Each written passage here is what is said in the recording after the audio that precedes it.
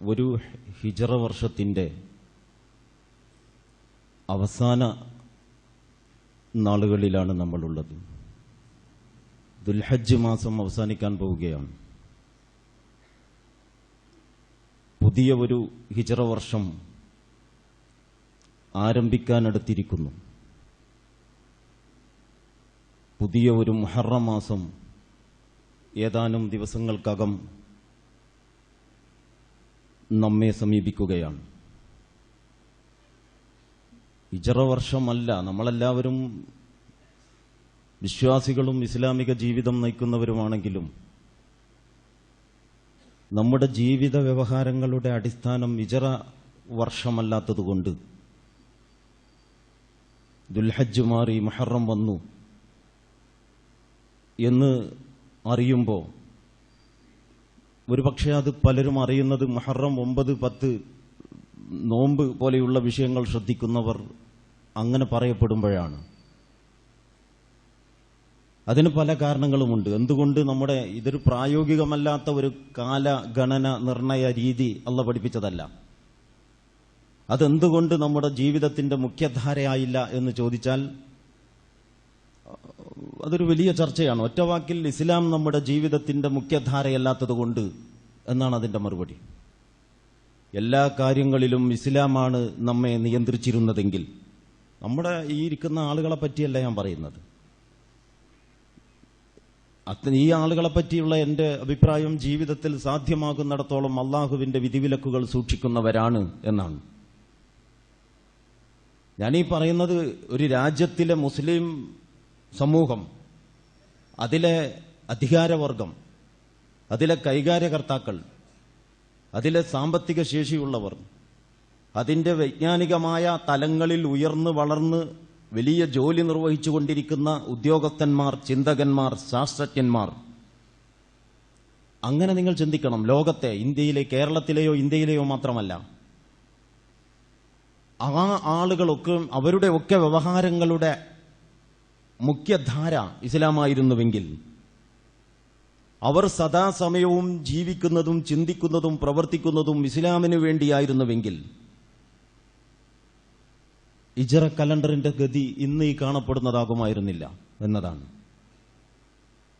അപ്പോൾ മുഹറം മാസമാണ് തുടങ്ങാൻ പോകുന്നത്. മുഹറം മാസത്തെ സംബന്ധിച്ച് മുസ്ലിം സമുദായം മുമ്പൊക്കെ വിശേഷിച്ചും ഇപ്പോൾ തന്നെയും പൊതുവിലും വെച്ചു പുലർത്തുന്ന ഒരു ധാരണ, വിശേഷിച്ച് മുഹറത്തിന്റെ ആദ്യത്തെ 10 ദിവസം ഹിജറ കലണ്ടർ പഞ്ചാംഗം, ഹിജറ ഒരു പഞ്ചാംഗം എന്ന് പറഞ്ഞിട്ടൊരു സാധനമുണ്ട്, എടുത്തു നോക്കി അങ്ങ് കാണാൻ പറ്റും. എല്ലാ മാസത്തിലും നഹ്സുള്ള യൗമുൻ നഹ്സ് എന്ന് പറഞ്ഞാൽ അവലക്ഷണമുള്ള ദിവസങ്ങൾ അതിൽ വേറെ രേഖപ്പെടുത്തിയിട്ടുണ്ട്. ഒരു നല്ല സംരംഭവും അന്ന് തുടങ്ങിക്കൂടാ. വാസ്തവത്തിൽ ഒരു ദിവസത്തിനും ഒരു നഹ്സുമില്ല. എന്തെങ്കിലും ഒരു സംരംഭം, നല്ല സംരംഭം തുടങ്ങാൻ പറ്റാത്തതായ ഒരു നാളും അല്ലാഹു സുബ്ഹാനഹു വ തആല പടച്ചിട്ടില്ല. പക്ഷെ അങ്ങനെയുണ്ട്. ആചാരങ്ങളിൽ, നാട്ടുനടപ്പ് ശരീഅത്തനുസരിച്ച് കൈകാര്യം ചെയ്യുന്ന ഇത്തരം ക്രമങ്ങളിൽ നിങ്ങൾക്കത് കാണാം. നിങ്ങൾ എന്തെങ്കിലും ഒരു നല്ല സംരംഭം തുടങ്ങുന്നതുമായി ബന്ധപ്പെട്ട് ഇത്തരക്കാരെ സമീപിച്ചിട്ട് ഉപദേശം തേടിയാൽ അവരാ കലണ്ടർ എടുത്ത്, ആ പഞ്ചാംഗം എടുത്ത് നോക്കിയിട്ട് പറയും, ഇന്ന സമയത്ത് പറ്റൂല, ഇന്ന സമയത്ത് പറ്റും, പക്ഷെ ഇത്ര മണിക്ക് മുമ്പാകണം. വളരെ കൃത്യമാണ് അവരുടെ വിവരം. ഈ പറയുന്നവരുടെ കാര്യത്തിൽ മാത്രം അവർക്ക് യാതൊരു വിവരമില്ല എന്നതാണ് വിശേഷം. അപ്പോൾ അങ്ങനെ ഉള്ള പ്രശ്നങ്ങളുണ്ട് മുഹറത്തിന് എന്നാണ്. അതുകൊണ്ട് ഒരു നല്ല കാര്യവും മുഹറം 1 മുതൽ 10 വരെ തുടങ്ങിക്കൂടാ. നഹ്സാൻ എന്നാണ് പറയപ്പെട്ടിരുന്നത്. പൊതുവേ മുഹറം മാസത്തിന് മുമ്പ് നല്ല സംരംഭങ്ങളൊക്കെ ചെയ്തു തീർക്കാൻ നമ്മുടെ സമുദായം തിരക്ക് പിടിച്ചിരുന്നതായിട്ട് നിങ്ങൾക്ക് കുറച്ച് പ്രായമുള്ള ആളുകളോട് ചോദിച്ചാൽ മനസ്സിലാക്കാൻ പറ്റും. ഇപ്പൊ കുറെ ആ കാര്യത്തിലൊക്കെ പുരോഗതി നേടി, നമ്മൾ കാര്യങ്ങൾ മനസ്സിലായി അതിന്റെ യഥാർത്ഥം എന്താണ് എന്ന്. പക്ഷെ നിങ്ങൾ എപ്പോഴെങ്കിലും ആലോചിച്ചിട്ടുണ്ടോ എന്തുകൊണ്ടാണ് ഈ മുഹറം മാസം ഒരു അവലക്ഷണത്തിന്റെ മാസമാണ് എന്ന ഒരു ചിന്താരീതി മുസ്ലിം സമൂഹത്തിൽ വളർന്നു വന്നത്? എന്താണ് അതിന്റെ കാരണം എന്ന് ചോദിച്ചാൽ, മുസ്ലിം സമൂഹത്തിന്റെ മൈൻഡ് സെറ്റ്, അവരുടെ ചിന്താരീതികളെ നിയന്ത്രിക്കുന്നത് ഇസ്ലാമല്ല, പിന്നെയോ ഇസ്ലാം വിരുദ്ധ ശക്തികളാണ്. ഇസ്ലാം വിരുദ്ധ ശക്തികളെ സംബന്ധിച്ചിടത്തോളം മുഹറം എന്ന് പറയുന്നത് തിരിച്ചടികളുടെ മാസമാണ്. എന്തൊക്കെ വിജയങ്ങളാണ് ഇസ്ലാമിന് മുഹറം മാസത്തിലുണ്ടായത് എന്ന് നിങ്ങൾ പരിശോധിച്ചു നോക്കൂ. ഞാനിപ്പോൾ അതിന്റെ ചരിത്രത്തിലേക്ക് കടക്കുന്നില്ല, മറ്റൊരവസരത്തിൽ വേണമെങ്കിൽ നമുക്കതിലേക്ക് വരാം. മുഹറം മാസത്തിൽ എന്തൊക്കെ സംഭവങ്ങൾ നടന്നിട്ടുണ്ടോ അതിൽ വിജയമാർക്കായിരുന്നു പരാജയമാർക്കായിരുന്നു എന്ന് നിങ്ങൾ പരിശോധിച്ചു നോക്കൂ. അവിടെ വിജയിച്ചിട്ടുള്ളത് ഇസ്ലാമാണ്, സത്യമാണ്, അള്ളാഹുവിന്റെ പാർട്ടിയാണ്. പരാജയപ്പെട്ടിട്ടുള്ളത് ബാത്തിലും പിശാചിന്റെ കൂട്ടാളികളും പിശാചുമാണ്. അതാണ് വാസ്തവത്തിൽ മുഹറത്തിന്റെ കഥ, അല്ലെങ്കിൽ മുഹറം പറയുന്ന ചരിത്രം. പക്ഷേ ആശങ്കകൾ നമ്മുടെ മനസ്സിൽ ആശങ്കകൾ ജനിപ്പിക്കുന്നത്, നമ്മുടെ മനസ്സിൽ പ്രതീക്ഷകൾ ഉണ്ടാക്കുന്നത്, നമ്മുടെ മനസ്സിൽ നമ്മുടെ ചിന്താരീതികളെ രൂപപ്പെടുത്തുന്നത് നമ്മുടെ സമൂഹത്തിലെ മുസ്ലിം സമൂഹത്തിന്റെ വിശ്വാസപരവും കർമ്മപരവുമായ അടിസ്ഥാനങ്ങളല്ല, പകരം നമ്മളുടെ പ്രതിയോഗികളുടെ തത്വശാസ്ത്രങ്ങളും സിദ്ധാന്തങ്ങളുമാണ് എന്ന് വന്നത് എന്നു മുതലാണോ അന്നു മുതൽ മുഹറം നമുക്ക് ഒരു വെറുക്കപ്പെട്ട മാസമാണ്, പേടിയോടെ കാണേണ്ട മാസമാണ് എന്ന് വന്നിരിക്കുകയാണ്. റസൂലുള്ളാഹി സ്വല്ലല്ലാഹു അലൈഹി വസല്ലമയുടേത് മുതൽ ഉൾപ്പെടെ പ്രവാചകന്മാരുടെ ചരിത്രത്തിൽ വളരെ നിർണായകമായ വിജയങ്ങൾ ഇസ്ലാമിന് സമ്മാനിച്ച ഒരു മാസമാണ് മുഹറം. അതുകൊണ്ട് മുഹറം ഇസ്ലാമിക കലണ്ടറിലെ ഒന്നാമത്തെ മാസമാകട്ടെ എന്ന് ഉമറുൽ ഫാറൂഖ് റളിയല്ലാഹു അൻഹുവിന്റെ കാലഘട്ടത്തിൽ ഇസ്ലാമിക കലണ്ടർ എന്ന ഒരു ചിന്താഗതിയിലേക്ക് മുസ്ലിം ലോകം എത്തിയപ്പോൾ, അന്നത്തെ സ്വഹാബിമാർ ആ വഴിയെ ചിന്തിച്ചപ്പോൾ അവർ കൂടിയാലോചിച്ചെടുത്ത ഒരു തീരുമാനമാണ്. അങ്ങനെയാണ് മുഹറം ഹിജറ കലണ്ടറിലെ ഒന്നാമത്തെ മാസമായിട്ടുള്ളത്. ഹിജറ എന്ന് പറയുന്ന സംഭവം നമുക്കറിയാം. റസൂലുള്ളാഹി സ്വല്ലല്ലാഹു അലൈഹി വസല്ലമ മക്കയിലാണ് പ്രബോധന പ്രവർത്തനങ്ങൾ നടത്തിക്കൊണ്ടിരുന്നത്. നീണ്ട 13 വർഷം ആ മക്കയിൽ അവിടുന്ന് ഇസ്ലാമിക പ്രബോധനം നിർവഹിച്ചു. അതിന്റെ ആദ്യഘട്ടത്തിൽ വളരെ രഹസ്യമായും വളരെ പരിമിതമായ അർത്ഥത്തിലുമുള്ള പ്രബോധന പ്രവർത്തനങ്ങളിലെ റസൂലുള്ള ഏർപ്പെട്ടുള്ളൂ, ന്യായമായ പല കാരണങ്ങളാലും. പിന്നീട് അവിടുന്ന് അള്ളാഹുവിന്റെ വഹയുകൾക്കനുസരിച്ച് ക്രമേണ ഈ പ്രബോധന പ്രവർത്തനങ്ങൾ ശക്തിപ്പെടുത്തിക്കൊണ്ടിരുന്നു. അങ്ങനെ ഇസ്ലാമിക സമൂഹത്തിലേക്ക് ആളുകൾ വർദ്ധിച്ചു ക്രമേണ. റസൂലുള്ളാഹി സ്വല്ലല്ലാഹു അലൈഹി വസല്ലമയെ കുറിച്ച് പറയുമ്പോൾ ഒരു കാര്യം നമ്മുടെ മനസ്സിൽ എപ്പോഴും വേണം. അതെന്താണ്? ഒരൊറ്റ മുസ്ലിമുമില്ലാത്ത ഒരു പ്രദേശത്ത് ഇസ്ലാമിക പ്രബോധനം ആരംഭിച്ച പ്രവാചകനാണ് മുഹമ്മദ് മുസ്തഫ സല്ലല്ലാഹു അലൈഹി വസല്ലം. ഇബ്രാഹിം നബി അലൈഹി സ്വലാമിനെ പോലെ. എല്ലാ പ്രവാചകന്മാരും അങ്ങനെയല്ല. പ്രവാചകന്മാരിൽ പല തരത്തിലുള്ള സമൂഹത്തിൽ പ്രവർത്തിച്ച ആളുകളുണ്ട്. മുസ്ലിം സമൂഹത്തിൽ തന്നെ നേരത്തെ തന്നെ നിലനിൽക്കുന്ന നാമമാത്ര മുസ്ലിം സമുദായത്തിന്റെ സംസ്കരണം, പരിഷ്കരണം, വിമോചനം, ഇതിനുവേണ്ടി വന്ന പ്രവാചകന്മാരുണ്ട്, ബനു ഇസ്രായേൽ പ്രവാചകന്മാരെ പോലെ. അതുപോലെ തന്നെ മുസ്ലിങ്ങളും അമുസ്ലിങ്ങളും നിലനിൽക്കുന്ന പ്രദേശങ്ങളിൽ പ്രബോധന പ്രവർത്തനങ്ങളും സംസ്കരണ പ്രവർത്തനങ്ങളും ഒന്നിച്ചേൽപ്പിക്കപ്പെട്ട പ്രവാചകന്മാരുണ്ട്, മൂസാ നബി അലൈഹിസ്സലാമിനെയും ഹാറൂൻ നബി അലൈഹിസ്സലാമിനെയും പോലെ. ഇതിന്റെയൊക്കെ വിശദാംശം പല സന്ദർഭങ്ങളിലായിട്ട് നമ്മുടെയൊക്കെ ചർച്ചകളിൽ കയറി ഇറങ്ങിക്കൊണ്ടിരിക്കുന്ന കാര്യമാണ്. ഞാനിപ്പോൾ ഇതിങ്ങനെ പറഞ്ഞു പോകുകയേ ചെയ്യുന്നുള്ളൂ. അതേസമയം മൂന്നാമത്തെ തരത്തിൽപ്പെട്ട പ്രവാചകന്മാർ 100% അവിശ്വാസികളായ, അവിശ്വാസികൾ എന്ന് പറയുമ്പോൾ നിഷേധികൾ, കാഫറുകൾ എന്നൊന്നും അവരെ കുറിച്ച് പറയാൻ പറ്റില്ല. ഒരു സൂക്ഷ്മതയുള്ള വാക്ക് അവരെ കുറിച്ച് പറയാൻ പറ്റുന്നത് ജാഹിലുകൾ എന്നാണ്. അവരറിയില്ല ഇങ്ങനെ ഒരു അള്ളയുള്ളതും അള്ളാഹ്ക്ക് ഇങ്ങനെ ഒരു ദീനുള്ളതും. അതാണ് മക്കയിലെ റസൂലുള്ളാഹി സ്വല്ലല്ലാഹു അലൈഹി വസല്ലമ ആഗതമാകുന്ന കാലഘട്ടത്തിലെ ജനതയുടെ സ്ഥിതി എന്ന് പറയലായിരിക്കും സൂക്ഷ്മത. കാരണം തൊട്ടുടനെ ഒരു നബി വന്നു പോയിട്ടില്ല, കുറച്ച് വലിയ ഗ്യാപ്പ് വന്നിട്ടുണ്ട്. ആ വലിയ ഇടവേളയിൽ ആ ജനത അങ്ങനെ ജീവിച്ചിട്ടുണ്ട്. ചില അടിസ്ഥാനങ്ങൾ അവരുടെ കയ്യിലുണ്ട്, പല വിശദാംശങ്ങളിലും പിടിവിട്ട് എവിടെയോ അവരെത്തിയിട്ടുണ്ട്. അവിടെയാണ് റസൂലുള്ളാഹി സ്വല്ലല്ലാഹു അലൈഹി വസല്ലം ഇന്നി ലക്കും നദീറുൻ അമീൻ, ഞാൻ നിങ്ങളുടെ ഒരു വിശ്വസ്തനായ മുന്നറിയിപ്പുകാരനാണ്.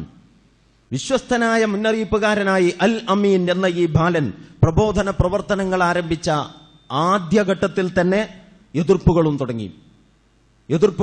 നമുക്കതറിയാവുന്നതാണ്. അത് ശാരീരികമായ മർദ്ദനങ്ങളും പീഡനങ്ങളുമായി വളർന്നു. റസൂലുള്ളയുടെ കൂടെ അണിനിരന്ന അടിമകളും ദുർബലരുമായ ആളുകൾ അടിമകളായി കഴിഞ്ഞിരുന്ന കാലത്ത് അഭിമുഖീകരിച്ചിരുന്നതിനേക്കാൾ വലിയ പീഡനം, കൊടിയ മർദ്ദനം, കിരാതമായ ഉന്മൂലന ശ്രമം നിരന്തരമായി അഭിമുഖീകരിച്ചു കൊണ്ടിരുന്നു എന്ന് ബിലാൽ റളിയല്ലാഹു അൻഹുവിന്റെയും യാസിറിന്റെയും അമ്മാറിന്റെയും സുമയ്യ റളിയല്ലാഹു അൻഹായുടെയും ഒക്കെ ചരിത്രം പരിശോധിക്കുമ്പോൾ നമുക്ക് ബോധ്യപ്പെടും. വളരെ വലിയ മർദ്ദനമാണ്. ആ ജനതക്ക് പൊതുവെ സ്വീകാര്യനായിരുന്ന ഖുറൈശി കുടുംബത്തിൽപ്പെട്ട മുഹമ്മദ് മുസ്തഫ സല്ലല്ലാഹു അലൈഹി വസല്ലമയുടെ നേരെ പോലും അവരുടെ കൈ ഉയരാതിരുന്നില്ല. മർദ്ദനങ്ങളും പീഡനങ്ങളും ഉണ്ടായി. ഈ ബിലാലും സുമയ്യും മാത്രമൊന്നുമല്ല. അബൂബക്കർ സിദ്ദീഖ് റളിയല്ലാഹു അൻഹു മർദ്ദനങ്ങൾക്ക് വിധേയമായിട്ട് ചെരുപ്പ് കൊണ്ട് അടിയേറ്റിട്ട് അദ്ദേഹത്തിന്റെ മുഖത്ത് ചെരുപ്പിന്റെ പാട് പതിഞ്ഞു കിടക്കുന്ന അവസ്ഥയിൽ റസൂലുള്ളാഹിയുടെ മുമ്പിൽ വന്ന കഥ ചരിത്രങ്ങളിൽ കാണാം. സാധാരണ നമ്മൾ പറയുമ്പോൾ അബൂബക്കർ സിദ്ദീഖ് റളിയല്ലാഹു അൻഹു വളരെ സുരക്ഷിതനായിരുന്നു എന്ന ഒരു ധാരണ തോന്നാറുണ്ട്. വസ്തുതകൾ പരിശോധിക്കുമ്പോൾ അങ്ങനെയല്ല. മർദ്ദനത്തിൽ നിന്ന് സിദ്ദീഖുൽ അക്ബറും രക്ഷപ്പെട്ടിട്ടില്ല എന്നാണ് നമ്മൾ പഠിക്കേണ്ടത്. അടിമകൾ നേരത്തെ തന്നെ അടിമകളാണ്. എല്ലാവരും അവരെ വഴിവക്കിലെ ചെണ്ട പോലെ ആർക്കും കൈവെക്കാവുന്നതാണ്. റസൂലുള്ളാഹിയുടെ കൂടെ വന്നപ്പോഴും അവരൊക്കെ മർദ്ദനം സഹിച്ചു. റസൂലുള്ളാഹിയും അബൂബക്കർ സിദ്ദീഖും സുരക്ഷിതരായിട്ട് അങ്ങനെ ഇവരെ തല്ലുകൊള്ളാൻ വിട്ടിട്ട് കഴിഞ്ഞുകൂടി എന്ന് നമ്മുടെ ബോധമണ്ഡലങ്ങളിൽ എവിടെയെങ്കിലും ഉണ്ടോ? എങ്കിൽ ചരിത്രപരമായിട്ട് അതിന് യാതൊരു നിലനിൽപ്പുമില്ല എന്ന് പറഞ്ഞുകൊണ്ട് ഞാൻ പറയട്ടെ, മർദ്ദനങ്ങൾ വളരെ ശക്തി പ്രാപിച്ചു. അങ്ങനെ ഒരു 10 വർഷം ഏതാണ്ട് ഇസ്ലാമിക സമൂഹം മക്കയിൽ ഇങ്ങനെ കുറേശ്ശെ വികസിക്കാൻ തുടങ്ങിയപ്പോൾ അവരുടെ സ്ഥാപിത താൽപര്യങ്ങൾക്കെതിരെ റസൂലുള്ളാഹി സ്വല്ലല്ലാഹു അലൈഹി വസല്ലമയുടെയും സംഘത്തിന്റെയും പ്രവർത്തനങ്ങൾ നാൾക്കുനാൾ വികസിച്ചു വന്നപ്പോൾ ആ വികസനത്തിന്റെ ഇസ്ലാമിക സമൂഹത്തിന്റെ കർമ്മ പരിപാടികളുടെ വ്യാപ്തിക്കനുസരിച്ച് മർദ്ദനത്തിന്റെയും ദുഷ്പ്രചാരണങ്ങളുടെയും വ്യാപ്തിയും വർദ്ധിച്ചു എന്ന് നമുക്ക് കാണാൻ പറ്റും. അങ്ങനെ പിന്നെ കുറച്ച് മുന്നോട്ട് പോയപ്പോൾ ഇവർക്ക് മനസ്സ് തോന്നി, ഇത് മർദ്ദിച്ച്, ഞാനതിന്റെ കഥ മുഴുവൻ പറയുകയല്ല, ഇത് മർദ്ദിച്ച് ഒതുക്കാൻ പറ്റുന്നതല്ല. ആദ്യം ഇവർ കരുതിയത് അടിച്ചമർത്താമെന്നാണ്. മർദ്ദനത്തിന്റെ ശക്തി കൊണ്ടങ്ങ് പിന്മാറിപ്പോവും. ബിലാലിനൊക്കെ അതാണ് അങ്ങനെ മർദ്ദിച്ചത്. പക്ഷേ അതുകൊണ്ട് പിന്മാറ്റാൻ കഴിയുന്നതല്ല ഈ സംഘത്തിന്റെ ഈമാനികമായ കരുത്ത് എന്ന് പിന്നീട് അവർക്ക് ബോധ്യപ്പെട്ടു. അപ്പൊ അവർ അടവ് മാറ്റി. ഞാൻ നേരത്തെ സൂറത്ത് ഇസ്രായിലെ കുറച്ച് ആയത്തുകൾ നിങ്ങളെ ഓതിക്കേൾപ്പിച്ചു. ആ ആയത്തുകൾ കൈകാര്യം ചെയ്യുന്ന വിഷയം അതാണ്. ഖുറൈശികൾ അവരുടെ അടവ് മാറ്റി. ആദ്യം എന്തായിരുന്നു? മർദ്ദനമാണ്, കൊടിയ മർദ്ദനം, അപവാദ പ്രചാരണം. എങ്ങനെയൊക്കെ ആശയക്കുഴപ്പങ്ങൾ ഇസ്ലാമിക സമൂഹത്തിന്റെ ഇടയിൽ ആശയക്കുഴപ്പങ്ങൾ ഉണ്ടാക്കാൻ പറ്റുമോ ആ വഴികളൊക്കെ അവർ പയറ്റിക്കൊണ്ടിരുന്നു. ആ മാർഗങ്ങളൊക്കെ അവർ ഉപയോഗപ്പെടുത്തിക്കൊണ്ടിരുന്നു. അങ്ങനെ പ്രകോപനങ്ങൾ കൊണ്ടും പീഡനങ്ങൾ കൊണ്ടും പിന്തിരിപ്പിക്കാൻ കഴിയില്ല എന്ന് വന്നപ്പോ ഒരൽപ്പം പ്രലോഭനത്തിന്റെ ശൈലി അവർ സ്വീകരിച്ചു. അറബിയിൽ വളരെ നിപുണരായ ആളുകൾ ഖുർആനിക ആശയങ്ങളോട് ഏകദേശം സമാനതയുള്ള വാചകങ്ങൾ വരെ തട്ടിപ്പടച്ചു എന്ന് മുഫസ്സിറുകൾ പറയുന്നു. ഏതാണ്ട് അള്ളാന്റെ റസൂലുള്ള പറയുന്നത് പോലെ, അതായത് വിഗ്രഹങ്ങളോടൊക്കെ മുമ്പുണ്ടായിരുന്ന ആ കടുത്ത വിരോധമൊക്കെ കുറഞ്ഞിട്ടുണ്ട്. കുറച്ചുകൂടി ഒരു യാഥാർത്ഥ്യബോധത്തിന്റെ തലത്തിലേക്ക് വന്നിട്ടുണ്ട്. അങ്ങനെ റസൂലുള്ളാഹി സ്വല്ലല്ലാഹു അലൈഹി വസല്ലമ ഈ വിഗ്രഹാരാധനയോടും വിഗ്രഹാരാധനയിൽ അധിഷ്ഠിതമായ ആ സാമൂഹിക സംവിധാനത്തോടും ഒരുവിധം ഒരു കോംപ്രമൈസിന് സന്നദ്ധമായി കൊണ്ടിരിക്കുന്നു എന്ന് തോന്നിപ്പിക്കുന്ന വിധത്തിലുള്ള ചില വാചകങ്ങൾ അവർക്ക് ആളുകൾ കൂടുന്ന കമ്പോളങ്ങളിലും മാർക്കറ്റുകളിലുമൊക്കെ പ്രചരിപ്പിച്ചു. ഇത് കേട്ടപ്പോൾ ചില സഹാബിമാർ ഈ അടുത്ത കാലത്ത് കടന്നു വന്ന സഹാബിമാർക്ക് തോന്നി, ഇത്രയൊക്കെ പോരെ യഥാർത്ഥത്തിൽ നമ്മൾ അള്ളാഹ്ക്ക് ഇബാദത്ത് എടുക്കുന്നുണ്ടല്ലോ, അത് ചെയ്യാം, മറ്റുള്ളവർക്കും ഇബാദത്ത് എടുത്തോട്ടെ, നമുക്ക് രണ്ടു കൂട്ടർക്കും കൂടി യോജിപ്പിന്റെ തലങ്ങൾ കണ്ടെത്താം. പ്രബോധനപരമായി അങ്ങനെ ഒരു കലങ്ങി തെളിയേണ്ട ആവശ്യമൊന്നുമില്ല. നമ്മൾ ഇന്ന് മുസ്ലിം സമൂഹം ബഹുമത സമൂഹങ്ങളുമായി സഹകരണത്തിന്റെ വഴി കണ്ടെത്തുന്നത് പോലെയല്ല ഇത് കാര്യം. അങ്ങനെ തെറ്റിദ്ധരിക്കരുത്. ഇത് യഥാർത്ഥത്തിൽ ആശയപരമായിട്ട് തന്ത്രപരമായി ഇവരെ അട്ടിമറിക്കണം, വഴികേടിലാക്കണം. അതാണ് ഉദ്ദേശം. അല്ലാതെ ഇവരുടെ ആദർശപ്പൊരുത്തവും ആദർശപരമായ തനിമയും അംഗീകരിച്ചുകൊണ്ട് ഞങ്ങളുടെ വിശ്വാസത്തിൽ, നിങ്ങൾ നിങ്ങളുടെ വിശ്വാസത്തിൽ, അത് നേരത്തെ തന്നെ ഇസ്ലാം അംഗീകരിച്ചതാണ്.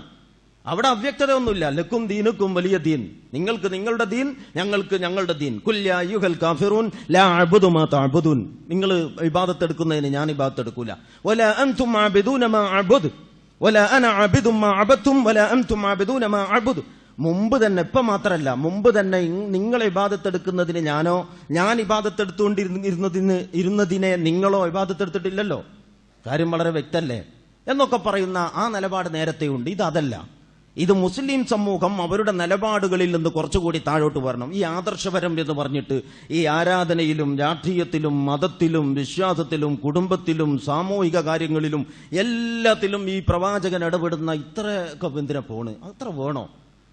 ഇങ്ങനെയൊക്കെയുള്ള ചിന്തകൾ സമൂഹത്തിൽ ഉണ്ടാക്കാൻ ഉതകുന്നതാണ്. അതാണ്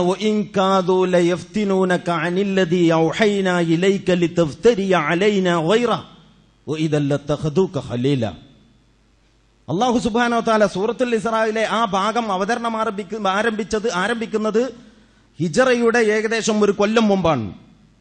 ഈ ആയത്തുകൾ അവതരിച്ചു കഴിഞ്ഞ് ഒരു വർഷവും കൂടി കഴിഞ്ഞപ്പോഴേക്ക് അള്ളാഹുവിന്റെ റസൂൽ മക്കയിൽ നിന്ന് മദീനയിലേക്ക് പലായനം നടത്തി. അള്ളാഹുവിന്റെ നിർദ്ദേശപ്രകാരം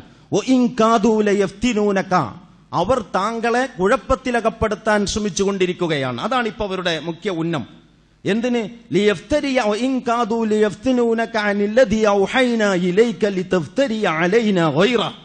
താങ്കൾക്ക് നാം ഈ വഹയ്യായിട്ട് അവതരിപ്പിച്ചു തന്ന കാര്യങ്ങൾക്ക് സമാനതയുള്ളത് തട്ടിപ്പടച്ചുണ്ടാക്കിയിട്ട് അത് താങ്കളുടെ മുമ്പിൽ അവതരിപ്പിച്ചുകൊണ്ട് താങ്കളെ അതിൽപ്പെടുത്തി അങ്ങനെ നിങ്ങളെ കുഴപ്പത്തിലകപ്പെടുത്താനുള്ള ചില നീക്കങ്ങളിലാണ് ഇവരുള്ളത്. ഇതല്ലാത്ത വേറൊരു രീതിയിലേക്ക് ഇത് പരിവർത്തിപ്പിക്കപ്പെടണം. അങ്ങനെ വന്നാൽ അങ്ങനെ ആയിക്കിട്ടിയാൽ താങ്കളെ അവർ ആത്മമിത്രമായിട്ട് സ്വീകരിക്കും. മുഹമ്മദ് എല്ലാവർക്കും സ്വീകാര്യനായ ഒരാളായിട്ട് മാറും. മദീനയിലെ മക്കയിലെ സുസമ്മതനായ ഒരു വ്യക്തിത്വമായിട്ട് മാറും. കുറച്ച് വിശാലമായിട്ട് സംസാരിച്ചാൽ മതി, അതിന് പറ്റുന്ന വർത്തമാനങ്ങളൊക്കെ പറഞ്ഞാൽ മതി. അതാണ് ഇതെല്ലാം അല്ലാഹു സുബ്ഹാനഹു വ തആല പറയാണ്, താങ്കളെ നാം ഉറപ്പിച്ചു നിർത്തിയിട്ടില്ലായിരുന്നുവെങ്കിൽ ലഖദ് കിത്ത തർക്കനു ഇലൈഹിം ഷൈഅൻ ഖലീല, താങ്കൾ ഒരൽപ്പം അവരിലേക്ക് ചാഞ്ഞു പോയേനെ. അള്ളാന്റെ റസൂലിന്റെ കാര്യത്തിലാണ് ഈ പറയുന്നത്. കാരണം റസൂൽ എന്ന് പറഞ്ഞാൽ അടിസ്ഥാനപരമായി മുമ്പൊരിക്കൽ ഞാൻ പറഞ്ഞിട്ടുണ്ട് ആ കാര്യം. അതിങ്ങനെ ഇടക്ക് നമ്മൾ ഉണർത്തിച്ചുകൊണ്ടിരിക്കേണ്ട പല കാര്യങ്ങളിൽപ്പെട്ട ഒന്നാണ്. അതായത് പ്രവാചകന്മാർ എന്ന് പറയുന്നത് അടിസ്ഥാനപരമായി തന്നെ മലക്കുകളെ പോലെയല്ല, മനുഷ്യരെ പോലെയാണ്. മനുഷ്യരാണ് അടിസ്ഥാനപരമായി, മലക്കല്ല, പകരം മനുഷ്യനാണ്. മനുഷ്യന് എന്തൊക്കെ സംഭവിക്കും? ഇതൊക്കെ പ്രവാചകന് സംഭവിക്കാം. പക്ഷെ സംഭവിക്കൂല. എന്തുകൊണ്ട്? പ്രവാചകൻ അള്ളാഹുവിന്റെ ഒരു കാവലുള്ളത് കൊണ്ട് അബദ്ധങ്ങളിൽ നിന്ന് അള്ള കാക്കും.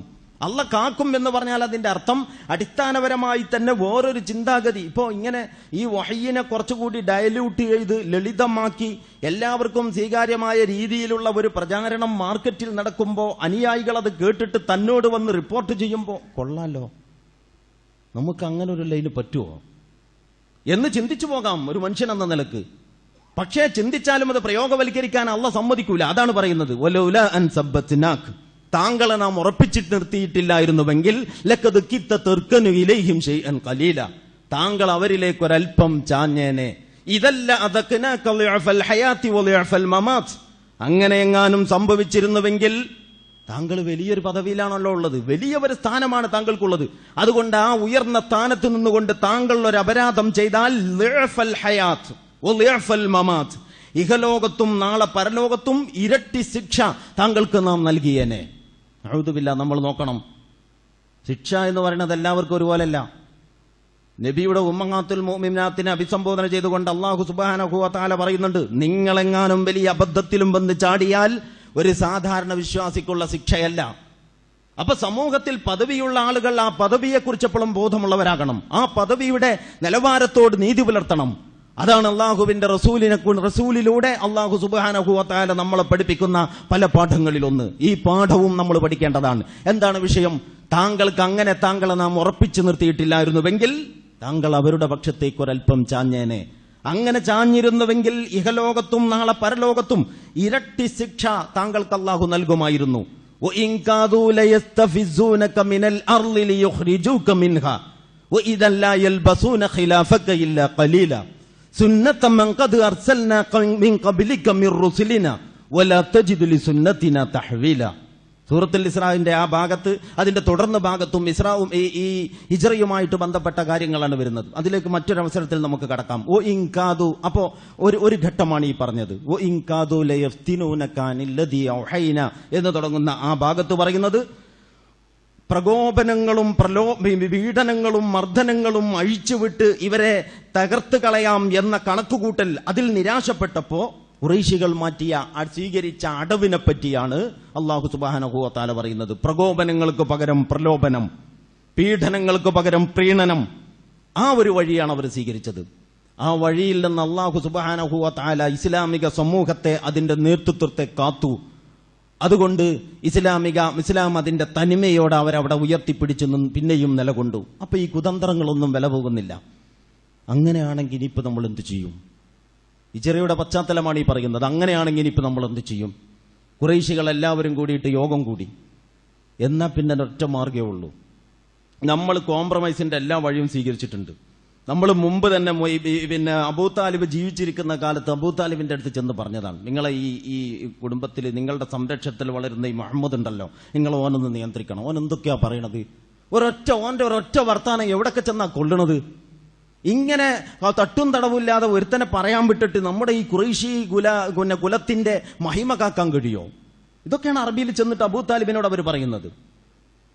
അബൂ താലിബ് രോഗശയ്യയിൽ കിടക്കുമ്പോൾ ഈ രോഗം ഏതാണ്ട് മൂർച്ഛിച്ച് ഇദ്ദേഹം മരിക്കും, അത്യാവശ്യം പ്രായമുണ്ട് എന്ന് തോന്നിയ ഖുറൈശി പ്രമുഖന്മാർ രോഗശയ്യയിൽ കിടക്കുന്ന അബൂ താലിബിന്റെ അടുത്ത് ചെന്നിട്ട് ഇങ്ങനെ ഉപദേശിക്കുമ്പോൾ അബൂ താലിബ് നബി സല്ലല്ലാഹു അലൈഹി വസല്ലമയെ വിളിച്ചിട്ട് പറഞ്ഞ കാര്യം മുമ്പൊരിക്കൽ ഞാൻ ഉണർത്തിയിരുന്നു. ഉപദേശിച്ച് നന്നാക്കാൻ നോക്കി. എങ്ങനെയെങ്കിലും കുറച്ചൊക്കെ ഒരു നിയന്ത്രണം വേണമല്ലോ. അബൂ താലിബിന് ഈ കാര്യങ്ങളൊക്കെ അറിയാം. ഈ മുഹമ്മദ് നബി സല്ലല്ലാഹു അലൈഹി വസല്ലമ പ്രബോധനം ചെയ്യുന്നത് സത്യമാണ് എന്ന് അദ്ദേഹത്തിന് ബോധ്യമുണ്ട്.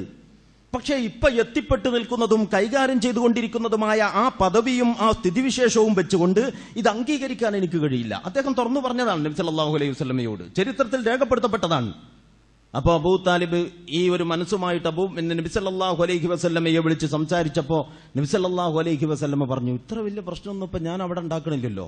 കലിമ വാഹിദ ഉരീദു ബിഹിം കലിമ വാഹിദ. ഞാനൊരൊറ്റ വാചകം ഇത്രയല്ലേ പറയുന്നുള്ളൂ, കലിമ വാഹിദ. ആ ഒരൊറ്റ വാചകം, ഇദാ ഖുൽതുമുഹ തദീനു ലക്കും വൽ അറബ്, അറബ് അവർക്ക് കീഴ്പ്പെടും. വയുഅദ്ദി ഇലൈഹിമുൽ അജമു അൽ ജിസിയ, അനറബികളായ എല്ലാവരും അവർക്ക് ജിസിയ നൽകുകയും ചെയ്യും. അത് അവർക്ക് അന്തസ്സല്ലേ ഉണ്ടാക്കുക. ഇവരെന്തിനാ ഇങ്ങനെ ബേജാറാകുന്നത്? അതായത് ഞാൻ അവരോട് പറയുന്ന വചനം അവരിതാ. ഞാനൊരു ഖുറൈശി മെമ്പറാണല്ലോ, കുടുംബത്തിലെ അംഗമാണല്ലോ ഞാനും. ഖുറൈശികളുടെ പ്രതാപത്തെക്കുറിച്ചും ഖുറൈശികളുടെ അന്തസ്സിനെ കുറിച്ചും ഇവർ മാത്രം എന്തിനാ ബേജാറാകുന്നത്? ഞാൻ ഈ പറയുന്ന ഒരൊറ്റ വാചകം അത് അവർ ഉൾക്കൊണ്ടാൽ എന്താ സംഭവിക്കുക? അവർക്ക് പരലോകത്ത് സ്വർഗ്ഗമുണ്ട് എന്നല്ല, അതവിടെ പറഞ്ഞിട്ട് കാര്യമില്ല. അത് പറയേണ്ടിടത്ത് നബി സല്ലല്ലാഹു അലൈഹി വസല്ലമ പറയേണ്ടതുപോലെ പറഞ്ഞിട്ടുണ്ട്. ഇവിടത്തെ നാട്ടുവാഴികളും ഭൂജന്മികളും അധികാരവർഗവും അതുപോലെ തന്നെ നാട്ടുമൂപ്പന്മാരുമായ ആളുകൾ അവരുടെ കാലിന്റെ അടിയിലത്തെ മണ്ണ് പോകുന്നു എന്ന ഒരു തിരിച്ചറിവിൽ നിന്നുണ്ടാകുന്ന വേവലാതി പ്രകടിപ്പിക്കുമ്പോൾ നിങ്ങൾ എന്തിനാ ബേജാറാകണ കൂട്ടരെ, നിങ്ങൾക്ക് സ്വർഗ്ഗമുണ്ടല്ലോ നാളെ എന്ന് പറഞ്ഞാൽ അവർക്ക് മനസ്സിലാവില്ല. അത് പറയണം അവരോട്. പക്ഷെ അവരോട് അതിനു മുമ്പ് വേറെ പറയേണ്ടതുണ്ട്. അതാണ് റസൂലുള്ളാഹി പറയുന്നത്, ഉരീദു ബിഹിം കലിമ വാഹിദ, ഒരൊറ്റ വാചകം. അതവർ ചൊല്ലിയാൽ അറബും അവർക്ക് കീഴ്പ്പെടും, അനറബും അവർക്ക് കീഴ്പ്പെടും. പിന്നെന്തിനാ ഇവരെ ഹലളകണത്?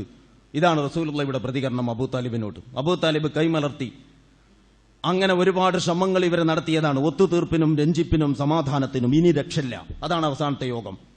നമുക്ക് നബി ഈ ഖുറൈശി കുടുംബത്തിൽപ്പെട്ടതാണല്ലോ. ആരെങ്കിലും ഒരാൾ കൊന്നിട്ടുണ്ടെങ്കിൽ അത് ഗോത്ര സംഘർഷങ്ങളിലേക്ക് പോകും. അങ്ങനെ പണ്ട് നമ്മൾക്കിടയിൽ നിലനിന്നിരുന്ന എല്ലാ ഗോത്രപരമായ പക്ഷപാതിത്വങ്ങളും അണപൊട്ടി പുറത്തു വന്ന് ആകെ കൂടി രംഗം വഷളാകും.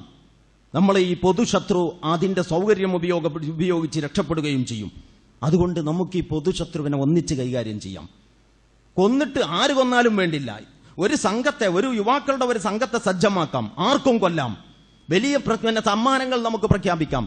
ആ സമ്മാനങ്ങൾ പ്രഖ്യാപിക്കപ്പെടുന്നതോടൊപ്പം തന്നെ ആര് കൊന്നാലും ഉത്തരവാദിത്വം നമുക്ക് കൂട്ടായിട്ടെടുക്കാം. ഖുറൈശികളും അല്ലാത്തവരുമായ മുഴുവൻ ഗോത്രങ്ങളും ഒന്നിച്ച് യോഗം കൂടിയിട്ട് തീരുമാനമെടുക്കുകയാണ്. കൂട്ടുത്തരവാദിത്വത്തിൽ നമുക്ക് ഇദ്ദേഹത്തെ കൈകാര്യം ചെയ്യാം. അനുയായികളൊക്കെ എവിടേക്കെങ്കിലും ഓടി രക്ഷപ്പെട്ടോളും.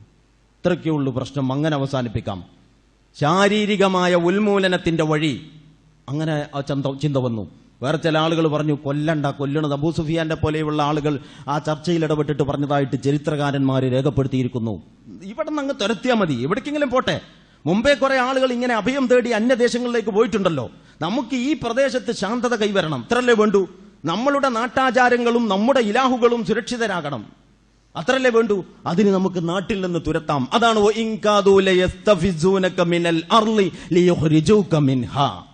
താങ്കളെ ഈ നാട്ടിൽ നിന്ന് തുരത്തി ഈ രാജ്യത്തിൽ നിന്ന് പുറത്താക്കാനുള്ള ഉപജാപങ്ങളും ഗൂഢാലോചനകളും ഇപ്പൊ അവർ ശക്തി പ്രാപിപ്പിച്ചുകൊണ്ടിരിക്കുന്നു. പ്രലോഭനത്തിന്റെ വഴിയും പരാജയപ്പെട്ടപ്പോ, പീഡനങ്ങളുടെ രീതികളും യേശുന്നില്ലെന്ന് കണ്ടപ്പോ അവസാനമായിട്ടും താങ്കളെ നാട്ടിൽ നിന്ന് തുരത്താനുള്ള ഏർപ്പാടിലാണ് ഇപ്പോൾ അവർ മുന്നേറിക്കൊണ്ടിരിക്കുന്നത്. ഈ രാജ്യത്ത് നിന്ന് താങ്കളെ പുറത്താക്കാൻ, ബഹിഷ്കരിക്കാൻ. എന്നിട്ട് ഇത് പറഞ്ഞിട്ട് അല്ലാഹു പറയാണ്, താങ്കൾ നാട്ടിൽ നിന്ന് പുറത്തുപോയ ശേഷം വളരെ കുറച്ചല്ലാതെ ഇവർ ഈ രാജ്യത്ത് പിന്നെ ജീവിക്കുകയില്ല. നോക്കണം, അല്ലാഹ് ഇത് പറയുമ്പോ നബി സല്ലല്ലാഹു അലൈഹി വസല്ലമ ഇവരുടെ ഭീഷണികളുടെ നിഴലിൽ ഒരു തരം ഒളിവ് ജീവിതം നയിക്കുന്ന കാലമാണ്. കാണുന്നിടത്തൊക്കെ കൊടിയ മർദ്ദനമാണ്. സൗകര്യമുള്ളവരോടൊക്കെ സുരക്ഷിതമായ അവസ്ഥയിൽ ഹിജ്റ പോകാൻ അള്ളാഹുവിന്റെ റസൂൽ നിർദ്ദേശിച്ചിരിക്കുകയാണ്. അപ്പോഴാണ് അള്ളാഹ് പറയുന്നത്, ഈ ആയത്തിറങ്ങിയിട്ട് നേരത്തെ പറഞ്ഞ പോലെ ഒരു കൊല്ലമായില്ല, ഏകദേശം ഒരു കൊല്ലം. അപ്പോഴേക്ക് അള്ളാഹുവിന്റെ റസൂലും സിദ്ദീഖുൽ അക്ബറിന്റെ കൂടെ ഹിജ്റയുടെ കഥ പറയുമ്പോൾ നമ്മൾ എപ്പോഴും കേൾക്കാറുള്ളത് പോലെ മക്കയിൽ നിന്ന് മദീനയിലേക്ക് പലായനം നടത്തി. അങ്ങനെ മക്കയിൽ നിന്ന് പലായനം നടത്തിയിട്ട് പിന്നീട് അധിക കാലം വേണ്ടി വന്നില്ല. തിരിച്ച് മക്കം ഫത്തഹിന്റെ സംഭവങ്ങൾ വരികയും ഈ മക്കയിൽ തന്നെ ഇവരുടെ ആധിപത്യം ഇസ്ലാമിക സമൂഹത്തിന്റെ ആധിപത്യമാവുകയും അന്നു മുതൽ ഇന്ന് വരെ ഈ കുഫറിന്റെ ശക്തികൾക്കോ കുഫറിന്റെ മുദ്രാവാക്യങ്ങൾക്കോ യോഗങ്ങൾക്കോ ഇടമില്ലാത്ത വിധമുള്ള ഇസ്ലാമിക കേന്ദ്രമായിട്ട് മക്ക മാറുകയും ചെയ്തു. കൈകാര്യം ചെയ്യുന്നതിൽ ഭരണപരമായിട്ട് എന്ത് തകരാറുണ്ടെങ്കിലും ലാ ഇലാഹ ഇല്ലല്ലാഹ് എന്ന അഖീദയുടെ അടിസ്ഥാനത്തിലുള്ള ഒരു സാമൂഹിക വ്യവസ്ഥിതിയുടെ നോക്കി നടത്തിപ്പിന്റെ കേന്ദ്രമായിട്ട് ആ കഅബാലയവും മക്കയും അതിന്റെ പരിസരവും സംരക്ഷിക്കപ്പെട്ടു. അതാണ് ഇദല്ലാ യൽബസൂന ഖിലാഫക ഇല്ലാ ഖലീല. താങ്കളെ നാട്ടിൽ നിന്ന് തുരത്തിയ ശേഷം അവരവിടെ അധികകാലം അങ്ങനെ കഴിയില്ല. വളരെ കുറച്ച് കാലം മാത്രമേ താങ്കൾക്ക് ശേഷം അവർക്ക് അവിടെ നിലകൊള്ളാൻ കഴിയൂ. ഏതാണ്ട് 6 കൊല്ലോ 7 കൊല്ലോ മറ്റോ ആണ് അതിനുശേഷം പിന്നീട് അവർ മദീനയിൽ മക്കയിൽ കഴിഞ്ഞുകൂടിയത്. അപ്പോഴേക്ക് ഏതാണ്ട് സ്ഥിതിഗതികൾ മാറി. ഇത് യാദൃച്ഛികമായിട്ട് നിക്കക്കള്ളിയില്ലാതെ ഒരു തലം തേടി ഈ ഗതിമുട്ടിയപ്പോൾ മദീനയിലേക്ക് പോയതല്ല. 1ഉം 2ഉം അഖബ ഉടമ്പടികൾ പരിശോധിച്ചാൽ നബി സല്ലല്ലാഹു, അതുപോലെ തന്നെ ഹുദൈബിയ സന്ധി പരിശോധിച്ചാൽ നബി സല്ലല്ലാഹു അലൈഹി വസല്ലമയുടെ രാഷ്ട്രീയ നീക്കം വളരെ സ്വോദ്ദേശപൂർവമായിരുന്നു എന്ന് നമുക്ക് മനസ്സിലാക്കാൻ കഴിയും. 1ഉം 2ഉം അഖബ ഉടമ്പടികളിലൂടെ അതിനുശേഷം ഹുദൈബിയ സന്ധികളിലൂടെ രൂപപ്പെട്ടു വന്ന ചരിത്ര സാമൂഹ്യ പശ്ചാത്തലം, മദീനയിലെ അനുകൂലമായ സാമൂഹ്യ പശ്ചാത്തലമാണ് പലായനത്തിനു വേണ്ടി മദീന തെരഞ്ഞെടുക്കാൻ റസൂലുള്ളാഹി സല്ലല്ലാഹു അലൈഹി വസല്ലമയെ അള്ളാഹു പ്രേരിപ്പിക്കാനുള്ള കാരണം. അപ്പൊ അതിനു വേണ്ടുന്ന മണ്ണൊരുക്കങ്ങളൊക്കെ റസൂലുള്ളാഹി സ്വല്ലല്ലാഹു അലൈഹി വസല്ലം നടത്തിയിട്ടുണ്ട്. ഇതിലൊരു കാര്യം നമ്മൾ പ്രത്യേകം ശ്രദ്ധിക്കണം. അല്ലാഹു സുബ്ഹാനഹു വ തആല റസൂലുള്ളാഹി സ്വല്ലല്ലാഹു അലൈഹി വസല്ലമയെ ഒരു ദിവസം ഉടലോടെ മസ്ജിദുൽ ഹറാമിൽ നിന്ന് മസ്ജിദുൽ അഖ്സയിലേക്കും മസ്ജിദുൽ അഖ്സയിൽ നിന്ന് 7 ആകാശങ്ങളിലേക്കും കൊണ്ടുപോയി സാധാരണഗതിയിൽ ഒരു മനുഷ്യനും നഗ്നനേത്രങ്ങൾ കൊണ്ട് സാക്ഷിയാകാൻ കഴിയാത്ത സംഭവങ്ങൾക്ക് സാക്ഷിയാക്കിയതിനു ശേഷം നേരം പുലരുന്നതിന് മുമ്പ് അതേ സ്ഥാനത്ത് തിരിച്ചെത്തിച്ച ഒരു സംഭവമുണ്ട്. ഇതാണല്ലോ ഇസ്രാവും മിഅ്റാജും. ഇസ്രാ എന്ന് പറഞ്ഞാൽ നിശാപ്രയാണം, മിഅ്റാജ് എന്ന് പറയുമ്പോൾ പടിപടിയായുള്ള ആരോഹണം, ആകാശാരോഹണം. ഈ ഇസ്രാവും മിഅ്റാജും നമ്മൾ വിശ്വസിക്കുന്നത് നബി സ്വപ്നം കണ്ടു എന്നല്ല, പിന്നെയോ ഉടലോടെ സംഭവിച്ചു എന്നാണ്. സ്വപ്നം കണ്ടതാണെങ്കിൽ ഇപ്പൊ അതിൽ പ്രത്യേകിച്ച് ഒന്നുമില്ല. സുബ്ഹാനല്ലദി അസ്റാ ബി അബ്ദിഹി എന്ന് വിശുദ്ധ ഖുർആൻ പറയാൻ അങ്ങനെ തുടങ്ങാൻ മാത്രം പ്രധാനപ്പെട്ട ഒരു സംഭവം നബിയുടെ ഒരു കേവല സ്വപ്നം എന്ന് പറയാൻ കഴിയില്ല. അത് ഉടലോടെ സംഭവിച്ചതാണ്. ശാരീരികമായ സാന്നിധ്യത്തോടു കൂടിയുള്ള ആ നിശാപ്രയാണം, ആ ആകാശാരോഹണം. ഇതെന്തിനാ ഇപ്പൊ പറഞ്ഞു ഇതിന്റെ ഇടയിൽ എന്ന് നിങ്ങൾക്ക് തോന്നാം. എന്താ സംഭവം എന്ന് ചോദിച്ചാൽ, ഈ അള്ളണ്ടല്ലോ അപ്പോഴും ഈ അള്ള തന്നെയാണല്ലോ കാര്യങ്ങൾ ചെയ്യുന്നത്. ഈ റസൂലിനെ തന്നെയാണല്ലോ ഇവിടെ കൈകാര്യം ചെയ്യുന്നത്. ഈ റസൂലാണല്ലോ തന്റെ ദീനിന്റെ സംസ്ഥാപനത്തിന് വേണ്ടിയിട്ട് 10-13 കൊല്ലം മക്കയിൽ നേരത്തെ നമ്മൾ പറഞ്ഞതുപോലെയും പറയാതെ വിട്ടതുമായ വളരെ അധികം മാനസികവും ശാരീരികവുമായ കൊടിയ മർദ്ദനങ്ങൾക്ക് വിധേയമാക്കപ്പെട്ടത്. അള്ള വിചാരിച്ച എത്ര എളുപ്പമുണ്ട് ഈ ഇജറ. അള്ള വിചാരിച്ച ഇജറ വളരെ എളുപ്പല്ലേ. ഈ ഇസ്രാവും മേറാജും നടത്തി അള്ളാഹ്ക്ക് നബിയെ പതുക്കെ എടുത്തിട്ട് മദീനെ കൊണ്ടുവെക്കുക എന്ന് പറഞ്ഞാൽ വല്ല പണിയുള്ള കാര്യമാണോ?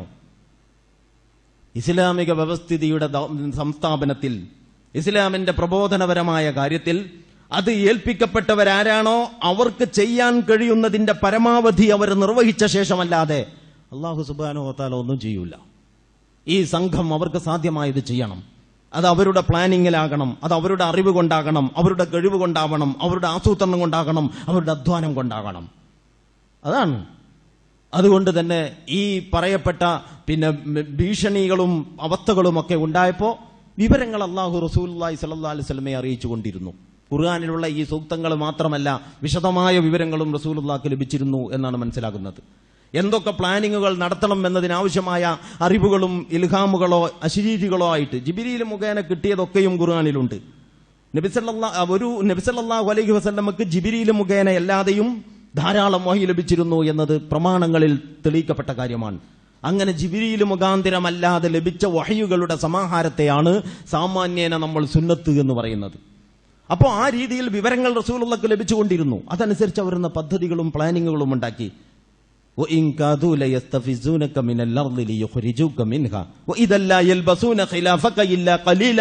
അങ്ങനെ താങ്കളുടെ നാട്ടിൽ നിന്ന് നിഷ്കാശിതനായാൽ, ബഹിഷ്കൃതനായാൽ, പുറത്താക്കപ്പെട്ടാൽ താങ്കൾക്ക് ശേഷം വളരെ കുറച്ചല്ലാതെ അവരവിടെ താമസിക്കുകയില്ല. ഇത് താങ്കളുടെ കാര്യത്തിൽ മാത്രമല്ല, താങ്കൾക്ക് മുമ്പ് നാം നിയോഗിച്ച മുഴുവൻ പ്രവാചകന്മാരുടെയും കാര്യത്തിലുള്ള നമ്മുടെ നടപടിക്രമമാണിത്. ഒരു ജനത ഒരു പ്രവാചകനെ ഉന്മൂലനം ചെയ്താൽ ആ ജനതയെയും നാം ഉന്മൂലനം ചെയ്യും. ഒരു ജനത ഒരു പ്രവാചകനെ പുറത്താക്കിയാൽ ആ പ്രവാചകൻ തിരിച്ചു വന്നോ അല്ലെങ്കിൽ വേറെ ഏതെങ്കിലും ഒരു രീതിയിലൂടെയോ ഈ ജനതയും ബഹിഷ്കൃതരാക്കപ്പെടും. ഇങ്ങനല്ലാതെ പ്രവാചകന്റെ മേലെ തോന്നിയാസം കാട്ടിയിട്ട് ഒരു ജനതയെയും നാം വെറുതെ വിട്ടിട്ടില്ല. അല്ലാഹു പറയാണ്, ഇത് താങ്കൾക്ക് മുമ്പ് നാം നിയോഗിച്ച മുഴുവൻ പ്രവാചകന്മാരുടെയും കാര്യത്തിലുള്ള നമ്മുടെ നടപടിക്രമമാണ്. നമ്മുടെ നടപടിക്രമങ്ങൾക്ക് യാതൊരു മാറ്റവുമില്ല. സൂറത്തു ഇബ്രാഹിമിന്റെ ആദ്യ ഭാഗത്ത് നിങ്ങൾക്ക് കാണാം, പ്രവാചകന്മാരുടെ പ്രബോധന ചരിത്രമൊക്കെ പറയുന്നതിന്റെ കൂടെ ഇതുപോലൊരു പരാമർശം.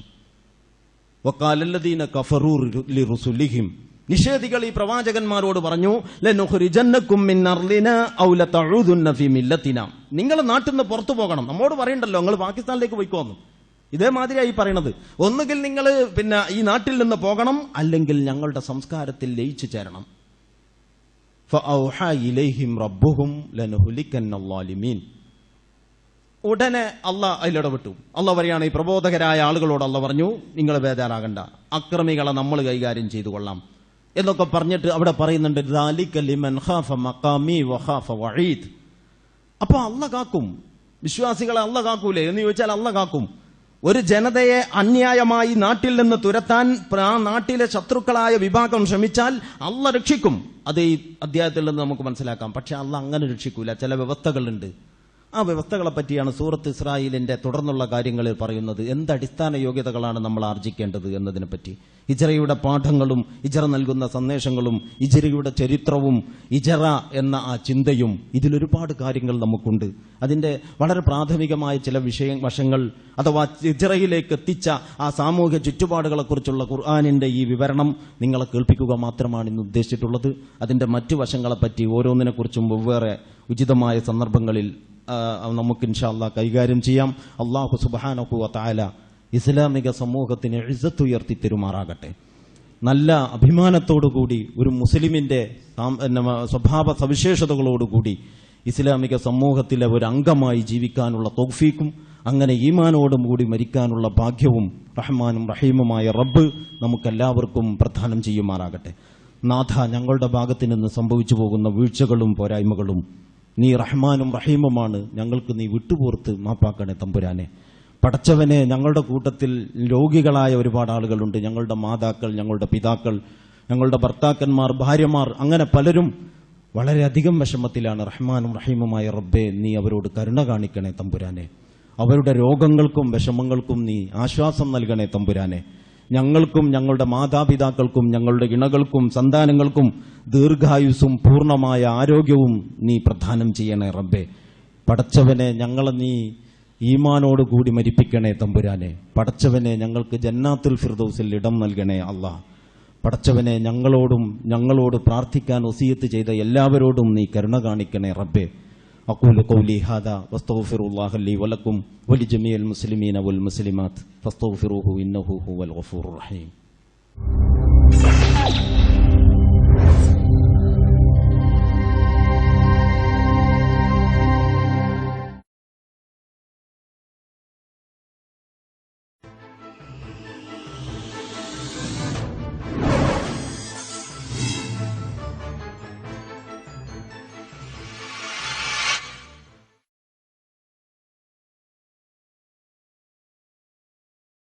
بسم الله الرحمن الرحيم.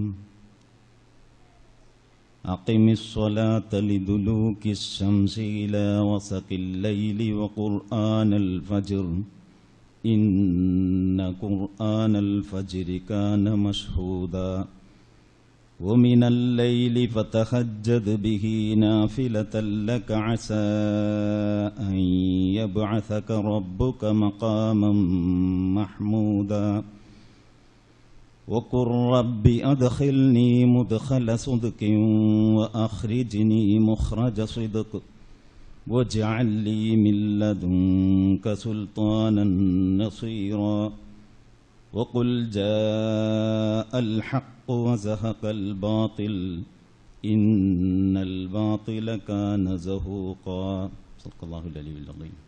ഹിജറയെ സംബന്ധിച്ച് ഹിജറയുടെ ആ ഒരു പശ്ചാത്തലം, അതിലേക്ക് പ്രവാചകൻ സല്ലല്ലാഹു അലൈഹി വസല്ലമയെയും അനുചരന്മാരെയും കൊണ്ടെത്തിച്ച സ്ഥിതിവിശേഷം, അതിലെ ചില കാര്യങ്ങളാണ് സൂറത്തുൽ ഇസ്രായിലെ ഏതാനും സൂക്തങ്ങൾ മുമ്പിൽ വെച്ചുകൊണ്ട് നാം ചർച്ച ചെയ്തത്. ഇപ്പോൾ ഇന്ന് പാരായണം ചെയ്ത ആയത്തുകൾ അതിന്റെ തുടർച്ചയിൽ വരുന്നതാണ്. കഴിഞ്ഞ പ്രാവശ്യം അവസാന ഭാഗത്ത് ഞാൻ സൂചിപ്പിച്ചിരുന്നു, അല്ലാഹു സുബ്ഹാനഹു വ തആല ഒരു വലിയ വാഗ്ദാനം നബിക്ക് നൽകിയിരിക്കുകയാണ്. നബി സല്ലല്ലാഹു അലൈഹി വസല്ലമക്ക് മാത്രമുള്ള വാഗ്ദാനവുമല്ല, അത് അല്ലാഹുവിന്റെ ഒരു സുന്നത്താണ്, നടപടിക്രമമാണ്, മാറ്റമില്ലാത്ത നടപടിക്രമം എന്നാണ് ആ സുന്നത്തിനെ പറ്റി, ആ നടപടിക്രമത്തെ അല്ലാഹു വിശേഷിപ്പിച്ചത്, ആ വാഗ്ദാനത്തെ അല്ലാഹു വിശേഷിപ്പിച്ചത്. എന്താണ് വാഗ്ദാനം? താങ്കൾ സത്യപ്രബോധനം നടത്തുന്ന താങ്കളുടെ നാട്ടിൽ നിന്ന് ഏതെങ്കിലും വഴിയെ താങ്കളെ ബഹിഷ്കരിക്കാൻ, പുറത്താക്കാൻ നാട്ടുകാരോ മറ്റുള്ളവരോ ശ്രമിച്ചാൽ, വിശേഷിച്ചും നാട്ടുകാർ ശ്രമിച്ചാൽ, അവർ പിന്നെ അവിടെ അധികകാലം കഴിയില്ല. അതാണ് وَإِن كَادُوا لَيَسْتَفِزُّونَكَ مِنَ الْأَرْضِ لِيُخْرِجُوكَ مِنْهَا وَإِذًا لَّا يَلْبَثُونَ خِلَافَكَ إِلَّا قَلِيلًا سُنَّةَ مَنْ قَدْ أَرْسَلْنَا مِنْ قَبْلِكَ مِنْ رُسُلِنَا وَلَا تَجِدُ لِسُنَّتِنَا تَبْدِيلًا. അതാണ് താങ്കളെ നാട്ടിൽ നിന്ന് തുരത്തി ആ ശല്യം അവസാനിപ്പിച്ച് നമുക്ക് നമ്മൾ പണ്ടുണ്ടായിരുന്നത് പോലെ തന്നെ സുഖമായിട്ട് കഴിയാം എന്നാണ് അവർ വിചാരിക്കുന്നതെങ്കിൽ, താങ്കളെ നാട്ടിൽ നിന്ന് തുരത്തിയ ശേഷം അവർക്കവിടെ സ്വൈരമായിട്ട് അവരധികം താമസിക്കില്ല. വിശുദ്ധ ഖുർആൻ പറയാണ്, നബി സല്ലല്ലാഹു അലൈഹി വസല്ലമയും അനുചരന്മാരും നിക്കക്കള്ളിയില്ലാതെ വിഷമിക്കുന്ന ഒരു സങ്കീർണ സന്ദർഭത്തിലാണ് വിശുദ്ധ ഖുർആനിന്റെ ഈ പ്രഖ്യാപനം. അതൊരു ചരിത്രപരമായ ഒരു വസ്തുതയാണ്.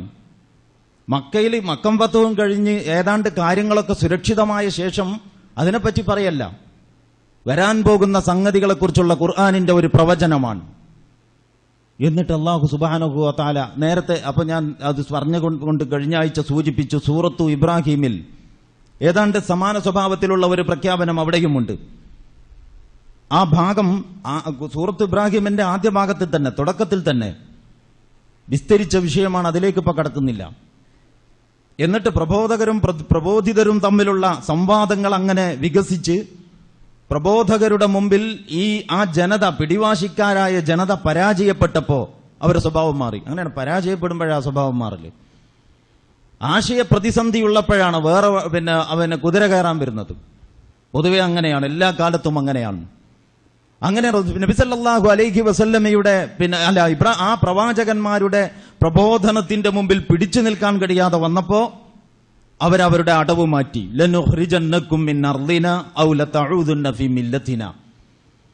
ഒന്നുകിൽ നിങ്ങളെ ഞങ്ങൾ നാട്ടിൽ നിന്ന് പുറത്താക്കും, ഒരു സംശയവുമില്ല, അല്ലെങ്കിൽ നിങ്ങളുടെ മില്ലത്തിലേക്ക് തന്നെ തിരിച്ചു വരണം എന്ന് പറഞ്ഞാൽ, പണ്ട് എങ്ങനെയാണോ ഈ നാട്ടിലുണ്ടായിരുന്നത്, ഞങ്ങളൊക്കെ ജീവിച്ചിരുന്നത്, ഇപ്പോഴും ഞങ്ങൾ എങ്ങനെയാണോ ജീവിക്കുന്നത്. ഒരു നബിയും ഒരു കുഫ്ർ മില്ലത്തിലും മെമ്പറായിട്ടില്ല ഒരു കാലത്തും.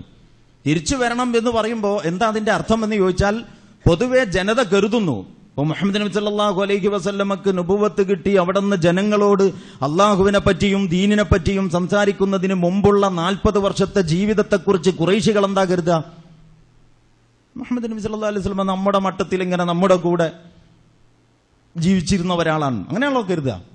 ഈ കരുതലാണ് അവരെ പറയാൻ പ്രേരിപ്പിക്കുന്നത്. എല്ലാ പ്രവാചകന്മാരും അങ്ങനെയാണ്. അല്ലാതെ ഒരു പ്രവാചകനും കുഫർ വ്യവസ്ഥിതിയുടെ ഭാഗമായി, കുഫറിന്റെ വാഹകനായി, കുഫറിന്റെ കൂട്ടിക്കൊടുപ്പുകാരനായിട്ട് ഒരു നിമിഷവും ഒരു പ്രവാചകനും നിലനിന്നിട്ടില്ല. പക്ഷെ ജനത കരുതും സത്യം വിളംബരം ചെയ്യുന്നത് വരെയുള്ള ഈ ഓരോ പ്രവാചകന്റെയും ജീവിതം അവരുടെ ജീവിതം പോലെ തന്നെ എന്ന് അവർ കരുതും. ഇത്രേ ഉള്ളൂ. അതാണല്ലോ നുഖ്രിജന്നകും മിൻ അർളിന ഔ ലതഉദുന്ന ഫീ മില്ലത്തിന. ഒന്നുകിൽ നിങ്ങളെ ഞങ്ങൾ നാട്ടിൽ നിന്ന് പുറത്താക്കും, അല്ലെങ്കിൽ നിങ്ങൾ ഞങ്ങളുടെ ഈ സംസ്കാരത്തിലേക്ക് തിരിച്ചു വരണം. നമ്മളോട് പറയുന്നുണ്ടല്ലോ, നിങ്ങൾ ഒന്നുകിൽ പാകിസ്ഥാനിലേക്ക് പോകണം, കാരണം നിങ്ങളുടെ മുൻഗാമികൾ വാദിച്ചു വാങ്ങിയ രാജ്യമാണല്ലോ അത്. പിന്നെയും അതും പറഞ്ഞിട്ട് ഇവിടെ തന്നെ കിടന്ന് കറങ്ങരുത്. അല്ലെങ്കിൽ നിങ്ങൾ ഭാരതീയ സംസ്കൃതിയിൽ ലയിച്ചു ചേരണം. അതാണ് ലനുഖ്രിജന്നകും മിൻ അർളിന ലതഉദു ഔ ലതഉദുന്ന ഫീ മില്ലത്തിന. ഒന്നുകിൽ നിങ്ങൾ പാകിസ്ഥാനിലേക്ക് പോയിക്കോ, അല്ലെങ്കിൽ നിങ്ങൾ ഞങ്ങളുടെ ഈ സംസ്കാരത്തിൽ ലയിച്ചു ചേരണം. ഇത് തന്നെയാണ് അതിന്റെ അർത്ഥം. പറയുന്ന അഭിസംബോധിതരും പറയപ്പെടുന്നവരും പറയുന്നവരും മാറ്റമുണ്ട് എന്നേ ഉള്ളൂ. ഭീഷണിയുടെ കണ്ടന്റ്, അതിന്റെ ഉള്ളടക്കത്തിൽ മാറ്റമില്ല. അപ്പൊ അങ്ങനെ ഒരു ഭീഷണി വന്നപ്പോ പ്രവാചകൻ ഇപ്പം ഇതുവരെ എടുത്തിരുന്ന പണിയൊക്കെ നമുക്ക് നിർത്താം. ദഅവത്ത് എന്ന് പറയുന്നത് മനുഷ്യരോട് മനുഷ്യന്റെ മനസ്സുമായിട്ടുള്ള ഒരു സംവാദമാണല്ലോ. മനസ്സിൽ നിന്ന് മനസ്സിലേക്കാണ് ദഅവത്ത്. അതിനി പറ്റൂല, ഇവരെ സ്വഭാവം മാറിയിട്ടുണ്ട്, നമ്മളും സ്വഭാവം മാറ്റണം എന്ന് പറഞ്ഞിട്ട് ഈ പ്രബോധകരായ ആളുകൾ അവരുടെ അജണ്ട മാറ്റിവെച്ച് ഈ പ്രതിയോഗികളെ അമർച്ച ചെയ്യൽ ഒരു പുതിയ അജണ്ടയായി ഏറ്റെടുക്കണോ? ഒരു ചോദ്യമാണ്, നമ്മുടെ മുമ്പിലെ ചോദ്യമാണ്, എക്കാലത്തും മുമ്പിലുള്ള ചോദ്യമാണ്, പ്രബോധകരുടെ മുമ്പിലുള്ള ചോദ്യമാണ്. അതിനാണ് അള്ളാഹു മറുപടി പറയുന്നത്. എന്താ മറുപടി? നിങ്ങൾ നിങ്ങളുടെ അജണ്ട മാറ്റണ്ട, നിങ്ങളെ ഞാൻ ഏൽപ്പിച്ച പണിയാണ് നിങ്ങൾ എടുക്കുന്നത്. എന്റെ അടിമത്വത്തിലേക്ക് ജനങ്ങളെ സമാധാനപരമായ വഴിയിലൂടെ ക്ഷണിച്ചുകൊണ്ടിരിക്കുക എന്നുള്ളത് നിങ്ങളെ ഞാൻ ഏൽപ്പിച്ച പണിയാണ്. മുഹമ്മദ് മുസ്തഫ സല്ലല്ലാഹു അലൈഹി വസല്ലം 13 കൊല്ലക്കാലം മക്കയിൽ ആ പണിയാണ് നിർവഹിച്ചത്. ആ പണിയോട് പ്രതികരിക്കുന്ന പ്രതിയോഗികൾ അവരുടെ അടവുകളെല്ലാം പരാജയപ്പെട്ടപ്പോ, അവരുടെ ആവനാഴിയിലെ അവസാനത്തെ അമ്പും തീർന്നപ്പോ അവർ സ്വഭാവം മാറ്റിയതാണ്. അങ്ങനെയാണ് പുറത്താക്കും എന്ന ഭീഷണിയുമായിട്ട് വരുന്നത്. ഇതാണ് എല്ലാ പ്രവാചകന്മാരുടെയും കഥ. അതിനെപ്പറ്റിയാണ് അള്ളാഹു പറയുന്നത്, നിങ്ങൾ ബേജാറാകണ്ട. ലനുഹ്ലികന്നല്ലാലിമീൻ, അക്രമികളെ നമ്മൾ അമർച്ച ചെയ്തു കൊള്ളാം. നിങ്ങൾ ബേജാറാകണ്ട, അക്രമികളെ നമ്മൾ അമർച്ച ചെയ്തു കൊള്ളാം. അക്രമികളെ കൈകാര്യം ചെയ്യുന്ന പണി എനിക്ക് വിട്ടേക്ക്. നിങ്ങളെ ഞാൻ ഏൽപ്പിച്ച പണി എന്തോ അതുമായിട്ട് നിങ്ങൾ മുന്നോട്ട് പോകുക. അതാണ് മുഹമ്മദ് നബി സല്ലല്ലാഹു അലൈഹി വസല്ലമയുടെ കാര്യത്തിൽ അങ്ങനെയാണ്, മുൻകാല പ്രവാചകന്മാരുടെ കാര്യത്തിലും അങ്ങനെയാണ്. പക്ഷേ നിങ്ങൾ ഏതവസ്ഥയിൽ ജീവിച്ചാലും നിങ്ങളെ സംരക്ഷിക്കുന്ന പണി ഞാൻ ഏൽക്കാം എന്ന് അള്ളാഹ്ക്ക് പറയാൻ കഴിയില്ല. അപ്പൊ അള്ളാഹ് അവിടെ ഒരു വ്യവസ്ഥ വെച്ചു. ആ വ്യവസ്ഥ 1-2 സൂക്തങ്ങളായിട്ട് ഈ സൂറത്ത് ഇസ്രായീലിൽ അള്ളാഹു പറഞ്ഞു.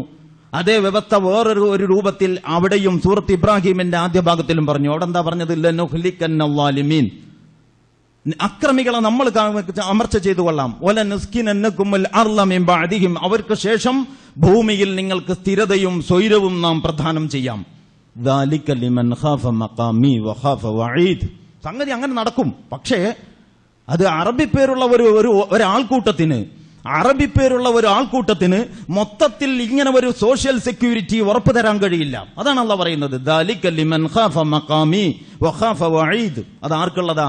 എന്റെ സ്ഥാനത്തെ ഭയപ്പെടുകയും എന്റെ താക്കീതുകളെ ഉൾക്കൊള്ളുകയും ചെയ്യുന്നവരാരോ അവർക്കുള്ളതാണ്. നമ്മൾ അല്ലാഹുവിന്റെ വഴിയിലാണെങ്കിൽ ഇൻ തൻസുറുല്ലാഹ യൻസുറുക്കും വയുസബ്ബിത് അഖ്ദാമക്കും, നിങ്ങൾ അല്ലാഹുവിനെ സഹായിച്ചാൽ അല്ലാഹു നിങ്ങളെയും സഹായിക്കും, നിങ്ങളുടെ പാദങ്ങളെ അവൻ ഉറപ്പിച്ചു നിർത്തും എന്ന് സൂറത്ത് മുഹമ്മദിലുണ്ടല്ലോ. എന്താ അള്ളാഹിനെ സഹായിക്കുക എന്ന് പറഞ്ഞാൽ അള്ളാഹ്ക്ക് നമ്മുടെ ഒരു സഹായവും ആവശ്യമില്ല. പക്ഷേ അല്ലാഹു സുബ്ഹാനഹു വ തആല മനുഷ്യരോടുള്ള അഗാധമായ അസാധാരണമായ ഗുണകാംക്ഷയും സ്നേഹവും കൊണ്ട് നമ്മുടെ ജീവിതത്തിൽ അള്ളാഹുവിന്റെ വിധികളും വിലക്കുകളും നടപ്പിൽ വരുത്തുന്നതും നമ്മളതിൽ മുറുകെ പിടിച്ച് നിലകൊള്ളുന്നതും അള്ളാഹുവിനെ സഹായിക്കലായിട്ട് ഏറ്റെടുത്തിരിക്കണം. ഇത്രേ ഉള്ളൂ. അല്ലാതെ അള്ളാഹ്ക്ക് യഥാർത്ഥത്തിൽ ഒന്നും വേണ്ട. മുമ്പൊരിക്കൽ ഞാൻ പറഞ്ഞിട്ടുണ്ട്, ആ പോയിന്റിനെ കുറിച്ച് നിങ്ങൾക്ക് ഒരുപാട് ചിന്തിക്കാവുന്നതാണ്. എന്താ വിഷയം? നമ്മൾ സ്വർഗം പകരം എന്ന നിലക്ക് അള്ളാഹുവിന് നമ്മുടെ സമ്പത്തും ശരീരവും വിറ്റു എന്ന ഒരായത്ത് വിശുദ്ധ ഖുർആനിലുണ്ട്.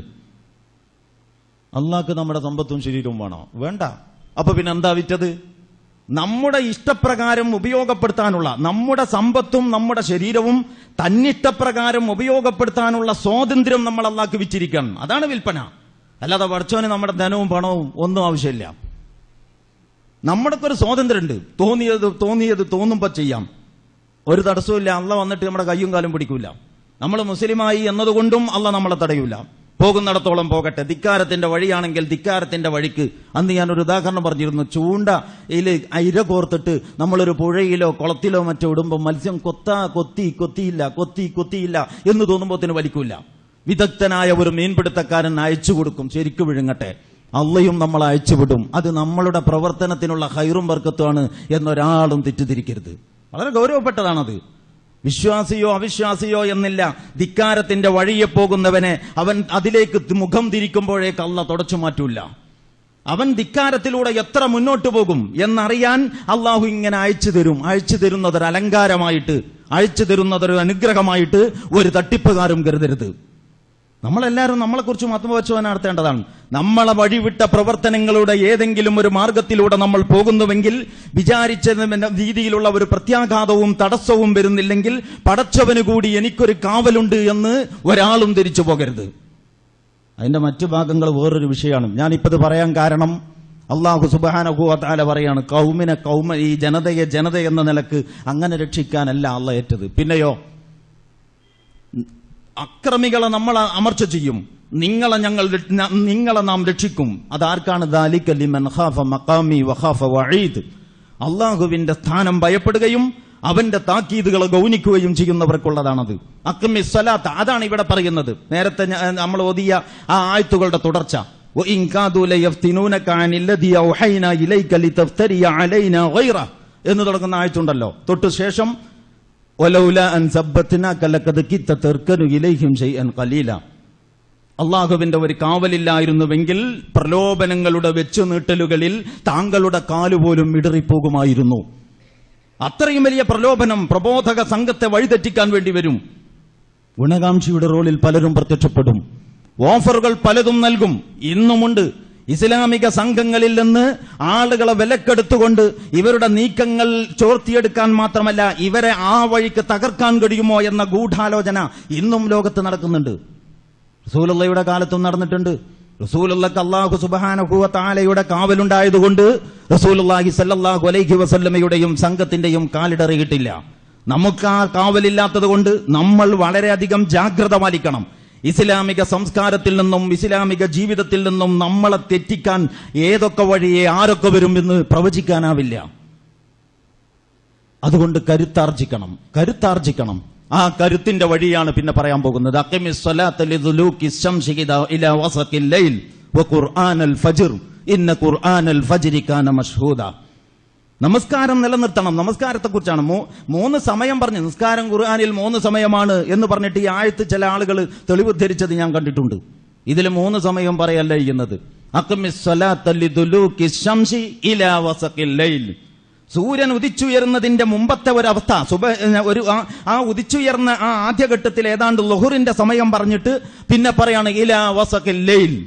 ആ സൂര്യൻ പൂർണ്ണമായും മറഞ്ഞ് വേറെ ഒരു കുറെക്കൂടി ഇരുൾമുറ്റിയ അവസ്ഥ വരുന്നതുവരെ ഏതാണ്ട് ഇശാവോളമുള്ള സമയം.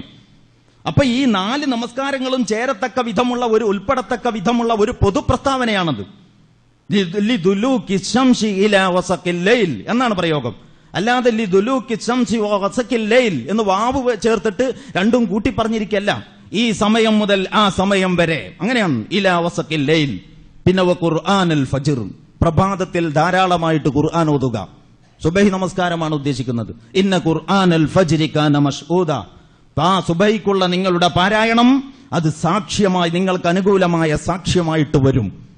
അപ്പോ ആത്മീയമായ കരുത്താർജിക്കണം. നിങ്ങൾ ഇതുവരെ ഏർപ്പെട്ടിരുന്ന പണിയല്ല ഇനി ചെയ്യാൻ പോകുന്നത്. മക്കയിൽ എന്താ ഉണ്ടായിരുന്നത്? മക്കയിൽ ദഅവത്ത് നടത്തുന്നു, വ്യക്തികളെ മാറ്റിയെടുക്കാനുള്ള പരിശ്രമം നടത്തുന്നു, വ്യക്തികളെ ഹക്കും ബാത്തിലും പറഞ്ഞ് ബോധ്യപ്പെടുത്തിയിട്ട് ഹക്കിന്റെ വഴിയിലേക്ക് കൊണ്ടുവരുന്നു. എന്തൊക്കെ മക്കയിൽ നബി സല്ലല്ലാഹു അലൈഹി വസല്ലമയും അനുചരന്മാരും 13 വർഷം നിർവഹിച്ചാലും ഒരുപാട് പരിമിതിയുണ്ട് ആ ദൗത്യത്തിന്. വളരെ ചെറിയ ഒരു മേഖലയെ അവർ കൈകാര്യം ചെയ്തിട്ടുള്ളൂ. അതൊരു ഭാരിച്ച ഉത്തരവാദിത്തമാണ് എന്ന് പറയാൻ കഴിയില്ല.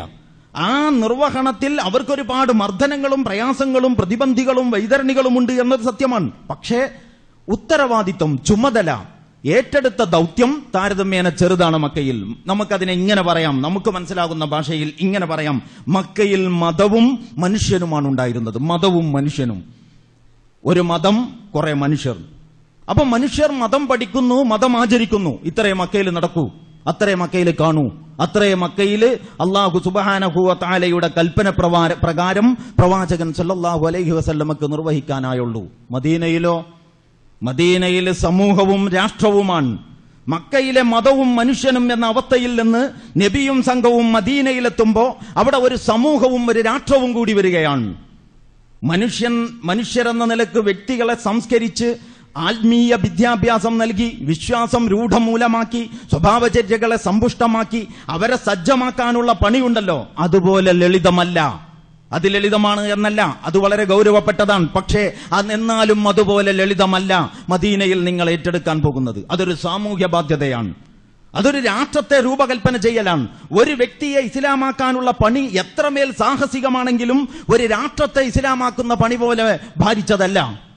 അതുകൊണ്ട് ഇനി രാഷ്ട്രീയമല്ല, ഗൗരവ വിഷയമല്ല എന്ന് വിചാരിക്കരുത്. നമ്മളും മനസ്സിലാക്കണം, മക്കയിൽ മതവും മനുഷ്യനുമാണെങ്കിൽ ആ മതവും മതത്തെയും മനുഷ്യനെയും കൈകാര്യം ചെയ്യുന്നതിനേക്കാൾ ശ്രമകരമാണ് മദീനയിലെ രാഷ്ട്രവും ഭരണകൂടവും എന്ന് നിങ്ങൾ അറിയണം.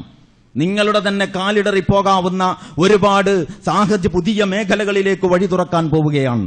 നിങ്ങൾ ഇന്നോളം കൈകാര്യം ചെയ്ത് ശീലിച്ചിട്ടില്ലാത്ത ഒരുപാട് ഉത്തരവാദിത്തങ്ങൾ നിങ്ങൾക്ക് വരികയാണ്. നിങ്ങളുടെ കയ്യിൽ അധികാരം വരാൻ പോവുകയാണ്. അതാണ് മദീന. മദീനയിൽ നബി സല്ലല്ലാഹു അലൈഹി വസല്ലമയുടെ ഇസ്ലാമിക ജീവിതം എന്ന് പറയുന്നത് മക്കയിലെ ഇസ്ലാമിക ജീവിതം പോലെയല്ല. അവിടുന്ന് സമഗ്രമായ നേതൃത്വമായി മാറുകയാണ്, ഭരണകൂടമായി തീരുകയാണ്. കാര്യങ്ങളൊക്കെയും റസൂലുള്ളയുടെ കൈക്ക് മാത്രം നടക്കുന്ന സ്ഥിതിവിശേഷം വരികയാണ്. മക്കയിൽ അങ്ങനെ ഒരു സ്ഥിതിയല്ല.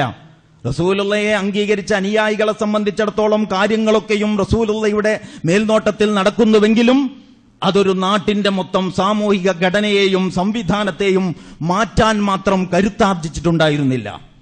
അപ്പൊ ചുവട് മാറാൻ പോവുകയാണ് മക്കയിൽ നിന്ന് മദീനയിലേക്ക്. ആ മാറ്റത്തിന്റെ പശ്ചാത്തലത്തിൽ നിങ്ങൾ കുറച്ചുകൂടി ഊർജം സ്വീകരിക്കണം. അതുകൊണ്ട് വമിനൽ ലൈലി ഫതഹജ്ജദ് ബിഹി നാഫിലതൻ ലക അസാ അൻ യബ്അസക റബ്ബുക മഖാമൻ മഹ്മൂദ. സല്ലല്ലാഹു അലൈഹി വസല്ലമയോട് പ്രത്യേകമായിട്ട് നമ്മളോടെല്ലാവരോടും പൊതുവിൽ അല്ലാഹു സുബ്ഹാനഹു വ തആലയുടെ ഒരു കൽപ്പനയാണിത്, ഒരു നിർദ്ദേശമാണിത്. എന്ത്? വമിനൽ ലൈലി ഫതഹജ്ജദ് ബിഹി നാഫിലതൻ ലക വമിനൽ ലൈലി ഫതഹജ്ജദ് ബിഹി നാഫിലതൻ ലക. രാത്രിയിൽ നിന്ന് നമസ്കരിക്കണം. രാവേറെ ചെന്ന ശേഷം നിങ്ങളുടെ ആത്മീയത എന്ന് പറയുന്നത് മറ്റുള്ളവരുടെ കണ്ണിൽ പൊടിയിടാനുള്ള ആത്മീയതയാകരുത്. ആത്മീയതയുടെ കെട്ടുകാഴ്ചകളിലല്ല, ആത്മീയമായ പ്രചോദനം യഥാർത്ഥത്തിൽ ഓരോ വ്യക്തിയിലും ഉണ്ടാകുന്നതാണ് പ്രധാനം. അതാണ് പ്രധാനം. അതുകൊണ്ട് ജമാഅത്തായിട്ട് നിസ്കരിച്ചാൽ ആത്മീയതക്ക് വല്ല കുറവുണ്ടോ? ആത്മീയതക്ക് കുറവില്ല. പക്ഷേ പ്രകടനപരത ഒരു പക്ഷേ അതിൽ വരാം. നിങ്ങൾക്ക് അള്ളാഹുവിലുള്ള വിശ്വാസവും അവനോടുള്ള സ്നേഹവും രൂഢമൂലമാകാതെയും നിങ്ങൾക്ക് അമലുകൾ ചെയ്യാം, ഒരു സംശയ കാര്യത്തിലില്ല. പക്ഷെ അതുകൊണ്ട് തന്നെ കലർപ്പില്ലാത്ത ചില കർമ്മങ്ങളും നിങ്ങൾക്ക് വേണം. നിങ്ങളും പടച്ചവനും തമ്മിലുള്ള ബന്ധം മറ്റുള്ളവരുടെ പ്രശംസക്കും അംഗീകാരത്തിനും ആദരവിനുമുള്ള ഒരു വഴിയായി തീരാനിടയുണ്ട്. നിങ്ങൾ സൂക്ഷിക്കണം. അതുകൊണ്ട് റസൂലെ താങ്കൾ രാത്രിയിൽ ഒറ്റക്ക് നിസ്കരിക്കണം. അവിടെ വേറെ ആരില്ലല്ലോ, അവിടെ ഒരു പ്രശംസയില്ല, അവിടെ മറ്റുള്ളവർ കണ്ടിരിക്കുന്നില്ല. നാലാളുകൾ ഇങ്ങനെ നോക്കിയിരിക്കുമ്പോൾ നമ്മളിങ്ങനെ നിസ്കരിക്കണം. ആരും നോക്കാതിരിക്കുമ്പോൾ അത്ര സമാധാനത്തിൽ നമ്മൾ നിസ്കരിക്കും. നമ്മൾ ആലോചിക്കണം, ഞാൻ എന്റെ കാര്യത്തിൽ, നിങ്ങൾ ഓരോരുത്തരും നിങ്ങളുടെ കാര്യത്തിൽ. ഒരു നാലാള് നമ്മെ നിരീക്ഷിച്ചുകൊണ്ടിരിക്കുമ്പോൾ നമസ്കാരത്തിൽ കാണിക്കുന്ന സൂക്ഷ്മത ആരുമില്ലാത്ത സന്ദർഭത്തിൽ നമസ്കാരത്തിൽ ഉണ്ടോ? ഞാൻ വേറെ ചോദിക്കുകയാണ്, വേറെ വിഷയമായിട്ട് പറയേണ്ടതാണിത്. ഇല്ലെങ്കിൽ ഞാൻ പറയുന്നു, ആ നമസ്കാരം ആ നോക്കിയിരുന്നവർക്കുള്ളതാണ്, അല്ലാതെ അല്ലാഹ്ക്കുള്ളതല്ല. ആളുകൾ നോക്കിയിരുന്നത് കൊണ്ട് ഒരു കാര്യം നമ്മൾ വൃത്തിയിൽ ചെയ്തെങ്കിൽ ആ വൃത്തി ആ നോക്കിയിരുന്നവർക്ക് വേണ്ടിയുള്ള വൃത്തിയാണ്, അള്ളാഹുവിനുള്ള വൃത്തിയല്ല. അതുകൊണ്ട് ഒറ്റക്ക് അമല് ചെയ്യാനും നിങ്ങൾ ശീലിക്കണം. അത് വലിയൊരു പാഠമാണ്. മറ്റൊരവസരത്തിൽ ഇൻഷാ അല്ലാഹ് അതിനെപ്പറ്റി തന്നെ ഒരു ചർച്ച നമുക്ക് നടത്താം. ഇപ്പൊ ഞാൻ ഇതിന്റെ ഇടയിൽ ഇത് പറയാം, നിങ്ങൾ ഒറ്റക്ക് അമല് ചെയ്തും ശീലിക്കണം. ആരുടെയും പ്രശംസയില്ലാതെ അമല് ചെയ്യാനുള്ള ഒരു മനസ്സ് അല്ലാഹ് കാണുന്നു എന്ന മനസ്സ് മാത്രമാണ്. അങ്ങനെ അള്ളാഹുവിന്റെ നോട്ടത്തിന്റെ മുന്നിലാണ് ഞാൻ സദാ എന്ന ബോധം മനസ്സിൽ സജീവമായിട്ടല്ലാതെ പൊതുഫണ്ട് കൈകാര്യം ചെയ്യാൻ നിങ്ങൾക്ക് കഴിയില്ല. ആരാപ്പോ ഇവിടെ പൊതുഫണ്ട് കൈകാര്യം ചെയ്യാൻ പോണത്? അതാണ് ഞാൻ പറഞ്ഞത്, മക്കയിലെ മതവും മനുഷ്യനും മദീനയിലെ ഒരു രാഷ്ട്രവും ഭരണകൂടവുമാകാൻ പോവുകയാണ്. അതുകൊണ്ട് നിങ്ങൾ രാഷ്ട്രീയത്തിലേക്ക് നിങ്ങൾ കാലെടുത്തു വെക്കുന്നു എന്ന് പറഞ്ഞാൽ, പ്രായോഗിക രാഷ്ട്രീയത്തിലേക്ക് നിങ്ങൾ കാലെടുത്തു വെക്കുന്നു എന്ന് പറഞ്ഞാൽ അതിന്റെ അർത്ഥം നിങ്ങൾ മതമൂല്യങ്ങളിൽ നിന്ന് അകലുന്നു എന്നല്ല. പിന്നെയോ, നിങ്ങൾ ആത്മീയ മൂല്യങ്ങളിലേക്ക് കൂടുതൽ ആണ്ടുപോകണം എന്നാണ്, നിങ്ങൾ കൂടുതൽ ശക്തി ആർജിക്കണമെന്നാണ്. അതുകൊണ്ട് പ്രവാചകരെ, താങ്കൾ നമസ്കാരം നിലനിർത്തണം. പോരാ, നിങ്ങൾ ഒറ്റക്ക് നമസ്കരിക്കണം. വമിനൽ ലൈലി ഫതഹജ്ജദ് ബിഹി നാഫിലതൻ ലക അസാ യബ്അസക റബ്ബുക മഖാമൻ മഹ്മൂദ. രാത്രിയിലെ ഒറ്റക്കുള്ള നമസ്കാരം നീയും നിന്റെ റബ്ബും തമ്മിലുള്ള മുനാജാത്തിന്റെ വിഷയം മാത്രമാണ്.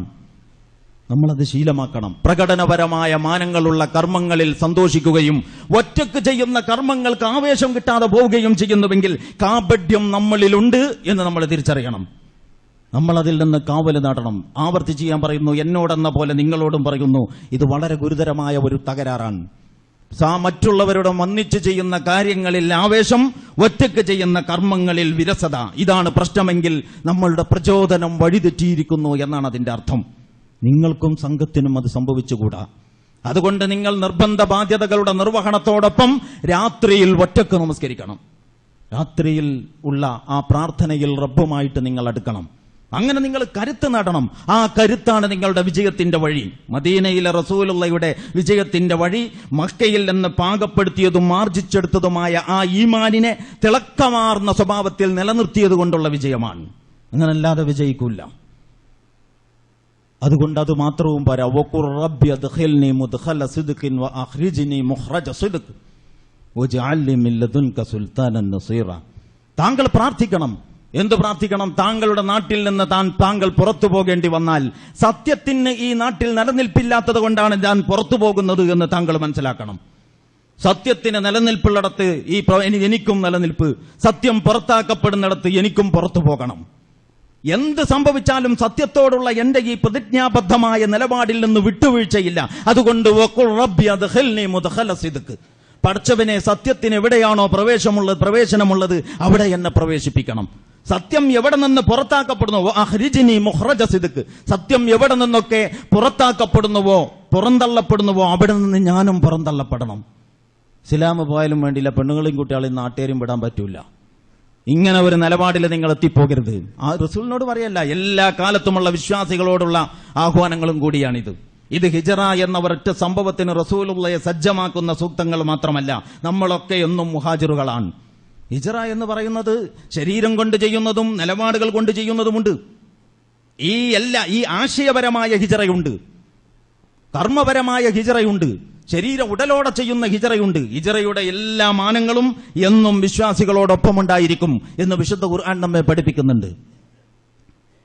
എന്നിട്ട് മാത്രമല്ല, താങ്കൾ പ്രാർത്ഥിക്കണം, വജഅൽനി മിൻ ലദുൻക സുൽത്താനൻ നസീറ, എന്നെ ഏൽപ്പിച്ച ഈ വലിയ ബാധ്യത ഏറ്റെടുത്ത് നിർവഹിക്കാൻ പറ്റിയ ഒരു സുൽത്താൻ, ഒരു അധികാരം എന്നാണ്. അതാണ് അതിന്റെ പ്രാമാണ്യയോഗ്യമായ വിശദീകരണം. ഒരു അധികാരം എനിക്ക് നീ നൽകണം. അതായത് അല്ലാഹു സുബ്ഹാനഹു വ തആല പ്രവാചകനെ എന്തൊക്കെ ചുമതലകളാണോ ഏൽപ്പിച്ചത്, ആ ചുമതല ഒരു ഉപദേശകനായി, ഒരു ഉറുതി പറയുന്ന ആളായി നിർവഹിക്കാൻ കഴിയില്ല. ഉപദേശം കൊണ്ട് മാത്രം കാര്യം നടക്കില്ല. ഉസ്മാൻ ബിൻ അഫ്ഫാൻ റളിയല്ലാഹു അൻഹു പറഞ്ഞതായിട്ട് മുഫസ്സിറുകൾ രേഖപ്പെടുത്തിയിരിക്കുന്നു, ഇന്നല്ലാഹ ല യസഉ ബിസ്സുൽത്താൻ മാ ല യസഉ ബിൽ ഖുർആൻ. ഖുർആനിന് വഴങ്ങാത്തതിനെ അധികാരം കൊണ്ട് വഴക്കും. ഇത് രണ്ടും വേണം. റസൂലുള്ളയെ പരിചയപ്പെടുത്തുന്ന സൂറത്തുൽ അറാഫിലെ ഒരു സൂക്തമുണ്ടല്ലോ, അല്ലദീന യത്തബിഊന റസൂലൻ നബിയൽ ഉമ്മിയല്ലദീ യജിദൂനഹു മക്തൂബൻ ഇൻദഹും ഫിത്തൗറാത്തി വൽ ഇൻജീൽ. അത്രയും കഴിഞ്ഞു. അത് വേറൊരു വിഷയമാണ്. ഇപ്പൊ നമുക്ക് അതിലേക്ക് കടക്കാൻ നിർവാഹമില്ല. എന്നിട്ട് എന്താ പറയുന്നത്? യഅ്മുറുഹും ബിൽ മഅറൂഫി വയൻഹാഹും അനിൽ മുൻകർ വയുഹില്ലു ലഹുമുത് ത്വയ്യിബാതി വയുഹർരിമു അലൈഹിമുൽ ഖബായിസ്. എന്താണ് ആദ്യം പറയുന്നത്? യഅ്മുറുഹും ബിൽ മഅറൂഫ് വയൻഹാഹും അനിൽ മുൻകർ. ആ പ്രവാചകൻ അവരോട് നന്മ കൽപ്പിക്കുന്നു, തിന്മ വിരോധിക്കുന്നു. സതുപദേശം എന്ന് പറയാം നമുക്ക്.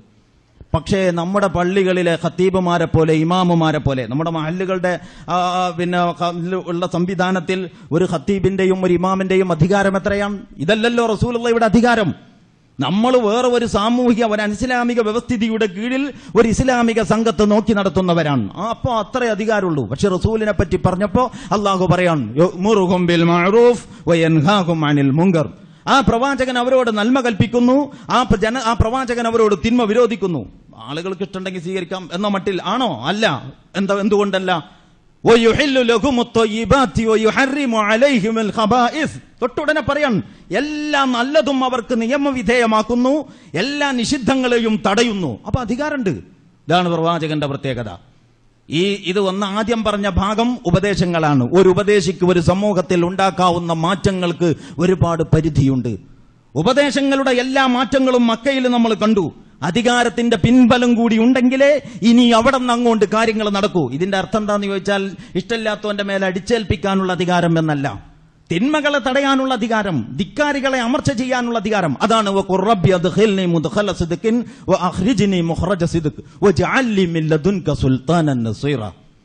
നിന്റെ ഭാഗത്ത് നിന്ന് വളരെ സഹായകമായ ഒരു പ്രമാണം, ഒരു അധികാരം.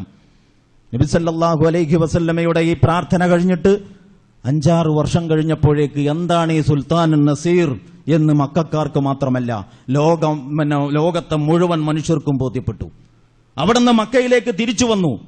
ഈ ഒഴിച്ചുപോക്കിന് തടയാൻ കഴിയാത്ത ഒരു തിരിച്ചുവരവിന്റെ സന്ദേശമുണ്ട് എന്ന് അവർക്ക് മനസ്സിലാക്കാൻ കഴിഞ്ഞില്ല. അവർ വിചാരിച്ചത് എന്താ? അവസാനമായിട്ട് അബൂബക്കർ സിദ്ദീഖും നബി സല്ലല്ലാഹു അലൈഹി വസല്ലമയും കൂടി മക്ക വിട്ടപ്പോ അവർ വിചാരിച്ചു കുഴപ്പമില്ല, സമാധാനമായല്ലോ, മദീനക്കാർ അനുഭവിക്കട്ടെ, നമുക്കിവിടെ ഒരു കുഴപ്പമില്ല. അതാണ് അവർ കരുതിയത്. പക്ഷേ എന്ത് സംഭവിച്ചു?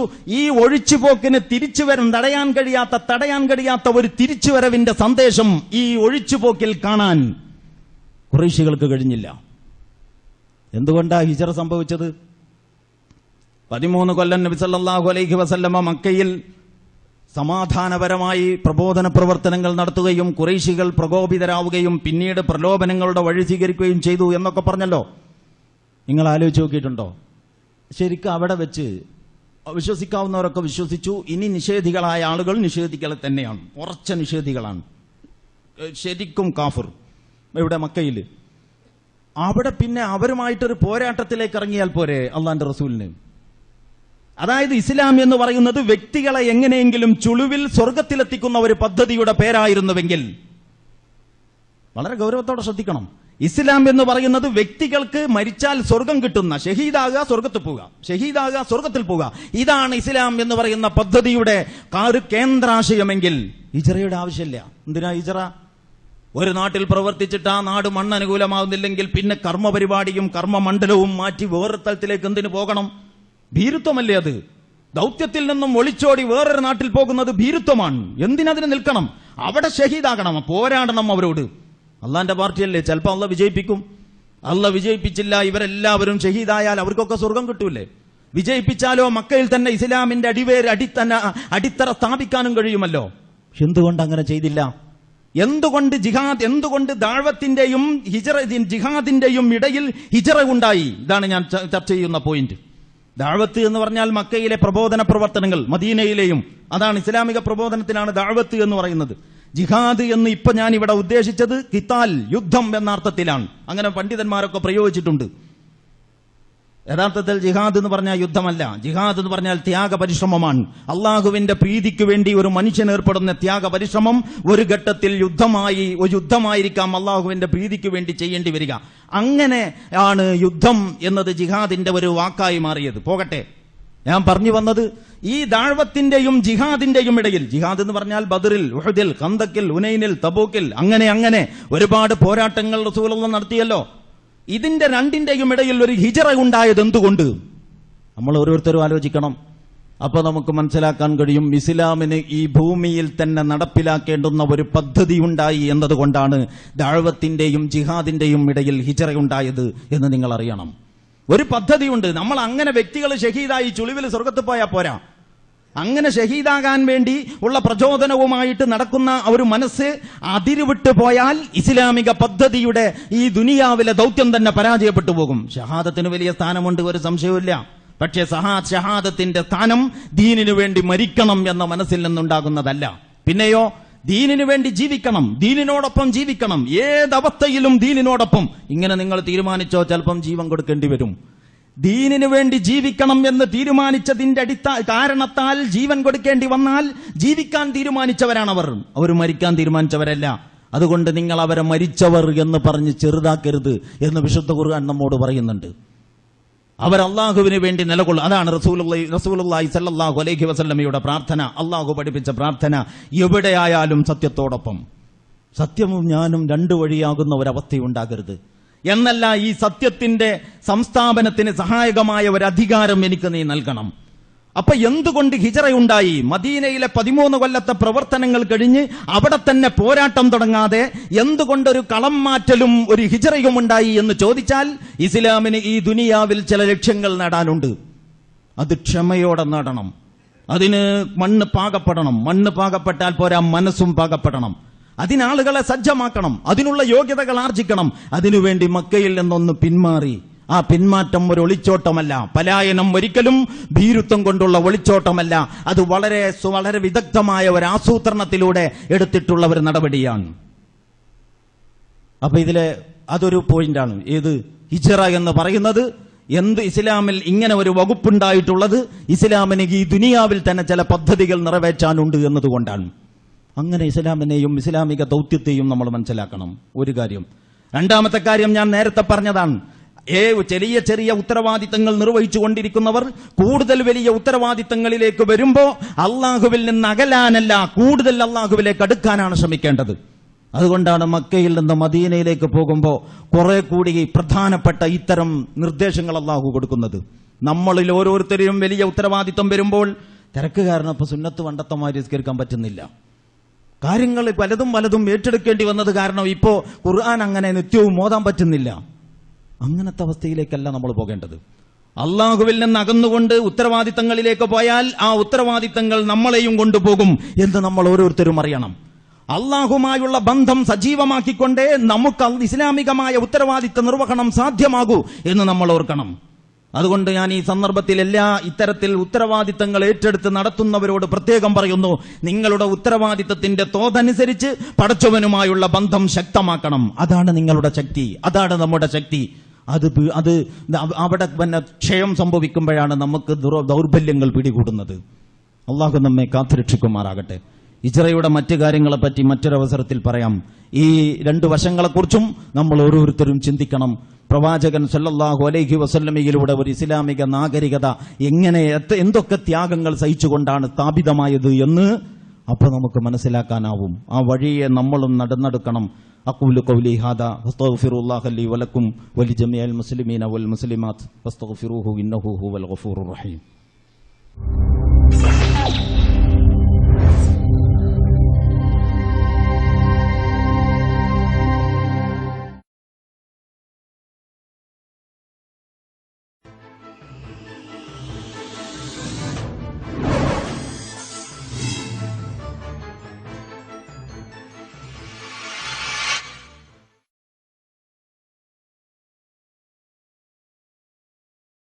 أعوذ بالله من الشيطان الرجيم. بسم الله الرحمن الرحيم. إلا تنصروه فقد نصره الله إذ أخرجه الذين كفروا ثاني اثنين إذ هما في الغار إذ يقول لصاحبه لا تحزن إن الله معنا فأنزل الله سكينته عليه وأيده بجنود لم تروها وجعل كلمة الذين كفروا السفلى وكلمة الله هي العليا والله عزيز حكيم. റസൂലുള്ളാഹി സ്വല്ലല്ലാഹു അലൈഹി വസല്ലമയുടെ മക്കയിൽ നിന്നും മദീനയിലേക്കുള്ള പലായനത്തിന്റെ പശ്ചാത്തലത്തിൽ അതിൽ നിന്നും നമുക്ക് ലഭ്യമാകുന്ന സന്ദേശങ്ങളും പാഠങ്ങളും കുറേശ്ശെയായി നമ്മുടെ മുമ്പിൽ കൊണ്ടുവരികയാണ് 1-2 ഖുത്ബകളിലൂടെ ഉദ്ദേശിച്ചത്. ആ ഇനത്തിൽപ്പെട്ട പ്രധാനപ്പെട്ട ഒരു വിഷയം ഒരുപക്ഷെ നമ്മൾ ഓരോരുത്തരും വിവിധ ഘട്ടങ്ങളിൽ അന്വേഷിക്കാറുള്ള ഒരു ചോദ്യത്തിനുള്ള ഉത്തരവും കൂടിയാണ്. അങ്ങനത്തെ ഒരു വശത്തെക്കുറിച്ചാണ് ഇന്ന് ശ്രദ്ധയിൽപ്പെടുത്താൻ ഉദ്ദേശിക്കുന്നത്. അള്ളാഹുവിൻ്റെ സഹായത്തിന് ഒരു വിശ്വാസി അർഹനാകുന്നത് എപ്പോഴാണ്?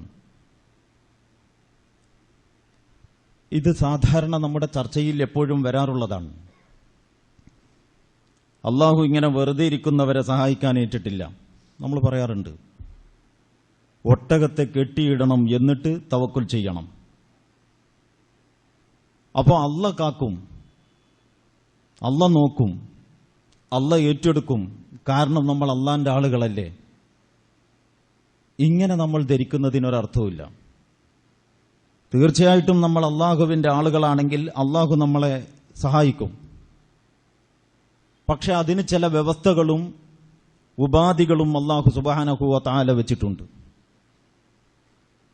ആ ഉപാധികൾ നമുക്ക് മനസ്സിലാക്കി തരുന്ന ഒരു വിശകലനം നേരത്തെ ഞാൻ ഓതിയ സൂറത്തു തൗബയിലെ 40-ാമത്തെ സൂക്തത്തിൽ അത്തരം ചില വിഷയങ്ങളിലേക്ക്, വശങ്ങളിലേക്ക് അള്ളാഹു നമ്മുടെ ശ്രദ്ധ ക്ഷണിക്കുകയാണ്. ഹിജ്റ നേരത്തെ മുമ്പൊരിക്കൽ ഞാൻ സൂചിപ്പിച്ചിരുന്നു. നബി സല്ലല്ലാഹു അലൈഹി സൂറത്തുൽ ഇസ്രായിലാണ് ഹിജ്റയുടെ പശ്ചാത്തലവുമായി ബന്ധപ്പെട്ട് ഇവിടെ നേരത്തെ 2 ഖുതുബകളിൽ ഓതിയ ആ ഭാഗങ്ങളൊക്കെ ഉള്ളത്. സൂറത്തു ഇസ്രായിലാണ്.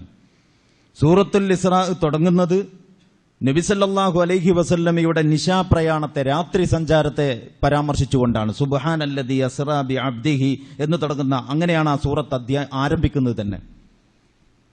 അതാണ് സൂചിപ്പിച്ചത്.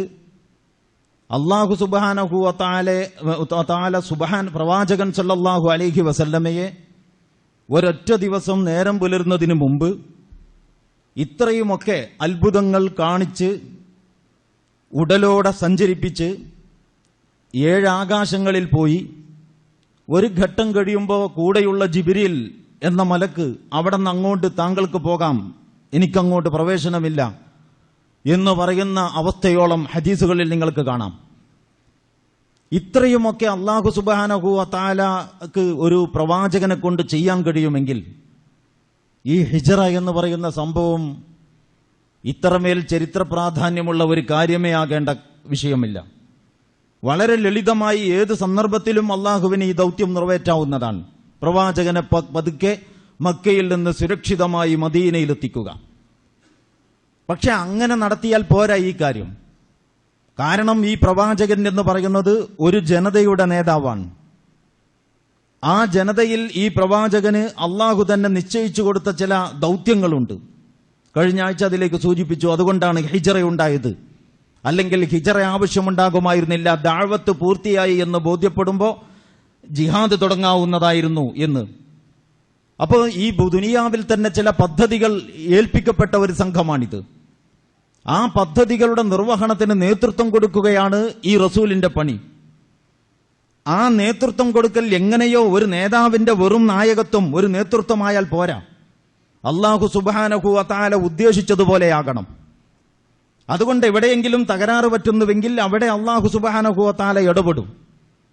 വലിയ ഒരു സ്ഥാനത്തിരിക്കുന്ന വ്യക്തിത്വമായതുകൊണ്ട് ചെറിയ പാളിച്ചകൾ വരെ വളരെ ശക്തമായി അല്ലാഹു ഗുണദോഷിക്കും. അബസ വതവല്ല ഉദാഹരണത്തിന് എന്ന് പറഞ്ഞാൽ, അന്ധൻ വന്നപ്പോൾ പ്രവാചകൻ തന്റെ അനുയായികളിൽപ്പെട്ട ഒരു അന്ധനെ ഒരു പ്രമുഖരുമായിട്ടുള്ള സംഭാഷണത്തിനിടയിൽ ഒരല്പം അവഗണിച്ചു എന്ന് തോന്നാവുന്ന സാഹചര്യം. ഇങ്ങനത്തെ ചെറിയ ചെറിയ സാഹചര്യങ്ങൾ വരെ അപ്പപ്പോ തിരുത്തി കൃത്യമായ അധ്യാപനങ്ങളിലൂടെ ഒരു ജനതയെ വളർത്തിക്കൊണ്ടിരിക്കുകയാണ് അല്ലാഹു സുബ്ഹാനഹു വ തആല. ആ ജനതക്ക് ഇത് മാതൃകയാകണം എന്ന് മാത്രമല്ല, പിന്നീട് അങ്ങോട്ട് ലോകാവസാനം വരെയുള്ള സമൂഹങ്ങൾക്ക് ഇതിൽ നിന്ന് പാഠങ്ങൾ ഉൾക്കൊള്ളാനും ഇത് പ്രയോഗവൽക്കരിക്കാനും സാധിക്കണം. അതുകൊണ്ട് പടച്ചവൻ അതിനു പറ്റിയ അധ്യാപനങ്ങളിലൂടെ വീഴ്ചകൾ തിരുത്തി, പോരായ്മകൾ ചൂണ്ടിക്കാണിച്ച്, പ്രധാനപ്പെട്ട ഏതെങ്കിലും ഒരു സന്ദർഭം എടുത്തു പറയേണ്ടതുണ്ടെങ്കിൽ അത് എടുത്തു പറഞ്ഞ്, വിശുദ്ധ ഖുർആൻ മുഴുക്കെ പരിശോധിച്ചാൽ നിങ്ങൾക്കിത് കാണാൻ കഴിയും. അങ്ങനെ അള്ളാഹുവിന്റെ സംരക്ഷണത്തിന്റെ കീഴിൽ പ്രവാചകന്റെ നേതൃത്വത്തിൽ കാര്യങ്ങൾ നടക്കുകയാണ്. പക്ഷെ മനുഷ്യരെന്ന നിലയ്ക്ക് ഇവരൊക്കെയും ഇവരേൽപ്പിക്കപ്പെട്ട പണിയെടുക്കാൻ സന്നദ്ധമാണോ? ഇവരുടെ ഭാഗത്തു നിന്നുണ്ടാകേണ്ടുന്ന ആസൂത്രണവും മുന്നൊരുക്കങ്ങളും ഇവർ നടത്തുന്നുണ്ടോ? എന്നിട്ടാണോ ഇവർ അള്ളാഹുവിൽ ഭരമേൽപ്പിക്കുന്നത്? ഇത് ഓരോ ഘട്ടത്തിലും വളരെ പ്രധാനപ്പെട്ട കാര്യമാണ്. എവിടെ ഈ ഒരു മുന്നൊരുക്കത്തിൽ പാളിച്ച പറ്റുന്നുവോ അവിടെ പരാജയത്തിന്റെ കയ്പ് നീർ അവർക്ക് കുടിക്കേണ്ടി വരുന്നു, ഉഹുദിൽ എന്ന പോലെ. അപ്പോൾ ഈ ഓരോ ഘട്ടത്തിലും എന്തുകൊണ്ട് ഇങ്ങനെ സംഭവിക്കുന്നു? റസൂലുള്ളാഹി സ്വല്ലല്ലാഹു അലൈഹി വസല്ലമയെയും കൂടെയുള്ളവരെയും പഠിച്ചു പകർത്തിയാൽ നമുക്കും ഇതുപോലെ ഈ കാര്യങ്ങൾ നിർവഹിക്കാനാവണം. അതല്ലാതെ അത് അള്ളാഹുവിന്റെ പ്രത്യേകമായ ഇസ്മത്തുണ്ടായിരുന്നു, അഥവാ പാപ സുരക്ഷിതത്വം ഉണ്ടായിരുന്നു പ്രവാചകന്. പ്രത്യേകമായ നുബുവത്ത് അഥവാ വഹയ്യ് ലഭിച്ചുകൊണ്ടിരുന്നു. പ്രവാചകത്വത്തിന്റെ അനിവാര്യമായ താല്പര്യം എന്ന നിലക്ക് വഹയ്യ് ലഭിച്ചുകൊണ്ടിരുന്നു. നമ്മളെപ്പോലെയുള്ള ആളുകൾക്ക് അങ്ങനത്തെ ഒരു പദ്ധതി ഒരർത്ഥത്തിലും പ്രായോഗികമോ ഏറ്റെടുക്കൽ സാധ്യമോ അല്ല എന്ന ഒരു നിഗമനത്തിൽ മാനവ സമൂഹം ഒരു ഘട്ടത്തിലും എത്തരുത്. ഈ ഒരു സ്വഭാവത്തിലാണ് അല്ലാഹു സുബ്ഹാനഹു വ തആല റസൂലുള്ളാഹി സ്വല്ലല്ലാഹു അലൈഹി വസല്ലമയെ കൊണ്ട് ഓരോ കാര്യവും നിറവേറ്റിയിട്ടുള്ളത് എന്ന് പരിശോധിച്ചാൽ നമുക്ക് കാണാവുന്നതാണ്. അപ്പൊ ഞാൻ ഇങ്ങനെ പറയാൻ കാരണം ഈ ഒരു മുഖവുര എപ്പോഴും നമ്മുടെ മനസ്സിൽ വേണം. പ്രവാചകൻ സ്വല്ലല്ലാഹു അലൈഹി വസല്ലമയെ പഠിക്കുമ്പോഴും പകർത്തുമ്പോഴും നമുക്ക് അതിൽ നിന്ന് ആവേശവും പ്രചോദനവും ധൈര്യവും ഊർജം അതിന്റെ ശരിയായ രീതിയിൽ ഉൾക്കൊള്ളുവാനും ഒക്കെ ഈ ഒരു യാഥാർത്ഥ്യബോധം അത്യാവശ്യമാണ്. അതായത് നബി സല്ലല്ലാഹു അലൈഹി വസല്ലം ഹിജ്റ പോകാൻ തീരുമാനിച്ചപ്പോൾ 2 പേരെ അവിടെ മക്കയിൽ തന്നെ നിൽക്കാൻ ആവശ്യപ്പെട്ടു. ഒന്ന് അബൂബക്കർ സിദ്ദീഖ് റളിയല്ലാഹു അൻഹു തന്റെ കൂടെ യാത്ര ചെയ്യാൻ, മറ്റൊന്ന് അലി റളിയല്ലാഹു അൻഹു തന്നെ ഏൽപ്പിച്ച സൂക്ഷിപ്പ് സ്വത്തുകൾ അതിന്റെ അവകാശികൾക്ക് തിരിച്ചു കൊടുക്കാൻ. സമൂഹത്തിൽ എല്ലാവർക്കും സ്വീകാര്യനാണ് മുഹമ്മദ് നബി സല്ലല്ലാഹു അലൈഹി വസല്ലം. നമുക്കെല്ലാവർക്കും ആ കഥകൾ അറിയാം. അതുകൊണ്ട് തന്നെ സമൂഹം കാര്യങ്ങൾ വിശ്വസിച്ചേൽപ്പിക്കാവുന്ന ഒരു കേന്ദ്രമായിട്ട് റസൂലുള്ളാഹി സ്വല്ലല്ലാഹു അലൈഹി വസല്ലമയെ കണ്ടിരുന്നു. ആ ജനതയുടെ കാര്യങ്ങൾ സൂക്ഷിച്ചുകൊണ്ടിരിക്കുന്ന നേതാവാണ് പ്രവാചകനെങ്കിലും അവിടത്തെ മേലാളവർഗത്തിന്റെ ഗൂഢാലോചനകൾക്കും കുൽസിത ശ്രമങ്ങൾക്കും ഫലമായി, അതിന്റെയൊക്കെ അനന്തരഫലമായി നാടുവിടാൻ പ്രവാചകൻ സല്ലല്ലാഹു അലൈഹി വസല്ലമ നിർബന്ധിതനാവുകയാണ്. അപ്പോ ഇവരുടെയൊക്കെ ആളുകളുടെ പ്രവർത്തനം ശരിയല്ലാത്തത് കൊണ്ടല്ലേ, ഇവരുടെ കയ്യിലിരിപ്പ് കൊണ്ടല്ലേ എനിക്ക് ഈ ഗതി വന്നത്, ഈ സ്ഥിതി വന്നത്. അതുകൊണ്ടാണല്ലോ ജന്മനാട്ടിൽ നിന്ന് സകലതും ത്യജിച്ച് എനിക്ക് പോകേണ്ടി വന്നത്. അതുകൊണ്ട് ഇപ്പൊ അവരുടെ അനാമത്ത് സ്വത്തിന്റെ സൂക്ഷിപ്പ് സ്വത്തിന്റെ കാര്യം എന്തെങ്കിലും ആകട്ടെ, അവരും ഒരു പാഠം പഠിക്കട്ടെ. മുഹമ്മദിന് ഇവിടെ സുരക്ഷിതത്വം കൊടുത്തിരുന്നുവെങ്കിൽ നമുക്കും അതിന്റെ പ്രയോജനം കിട്ടിയേനെ. നമ്മളുടെ പ്രവർത്തനങ്ങൾ കൊണ്ട്, നിങ്ങളുടെ പ്രവർത്തനങ്ങൾ കൊണ്ട് ഞങ്ങൾക്ക് തന്നെ നഷ്ടങ്ങൾ ഉണ്ടായിരിക്കുന്നു എന്ന് പറഞ്ഞ് ഖുറൈശികൾക്കിടയിൽ ഒരു ആഭ്യന്തര പ്രശ്നമായി മാറാം. ഒരു പക്ഷേ റസൂലുള്ളാഹി സ്വല്ലല്ലാഹു അലൈഹി വസല്ലമ തന്നെ ഏൽപ്പിച്ച കാര്യങ്ങളൊന്നും കൃത്യമായി തിരിച്ചേൽപ്പിക്കുകയോ അതിനൊരു സംവിധാനമുണ്ടാക്കുകയോ ചെയ്യാതെ മക്ക വിട്ടിരുന്നുവെങ്കിൽ. പക്ഷെ അതൊരു പ്രവാചകന് ചേർന്നതല്ല. നമ്മുടെ ചില മതപണ്ഡിതന്മാർ ഇടക്ക് പ്രസ്താവന ഇറക്കുന്നത് നിങ്ങൾ കേട്ടിട്ടുണ്ടാവും, ഞങ്ങളെ സഹായിച്ചാൽ ഞങ്ങളും സഹായിക്കും. ഇതല്ല ഇവിടത്തെ നിലപാട്. റസൂലുള്ളാഹി സ്വല്ലല്ലാഹു അലൈഹി വസല്ലമയുടെ നിലപാട് എന്താണ്?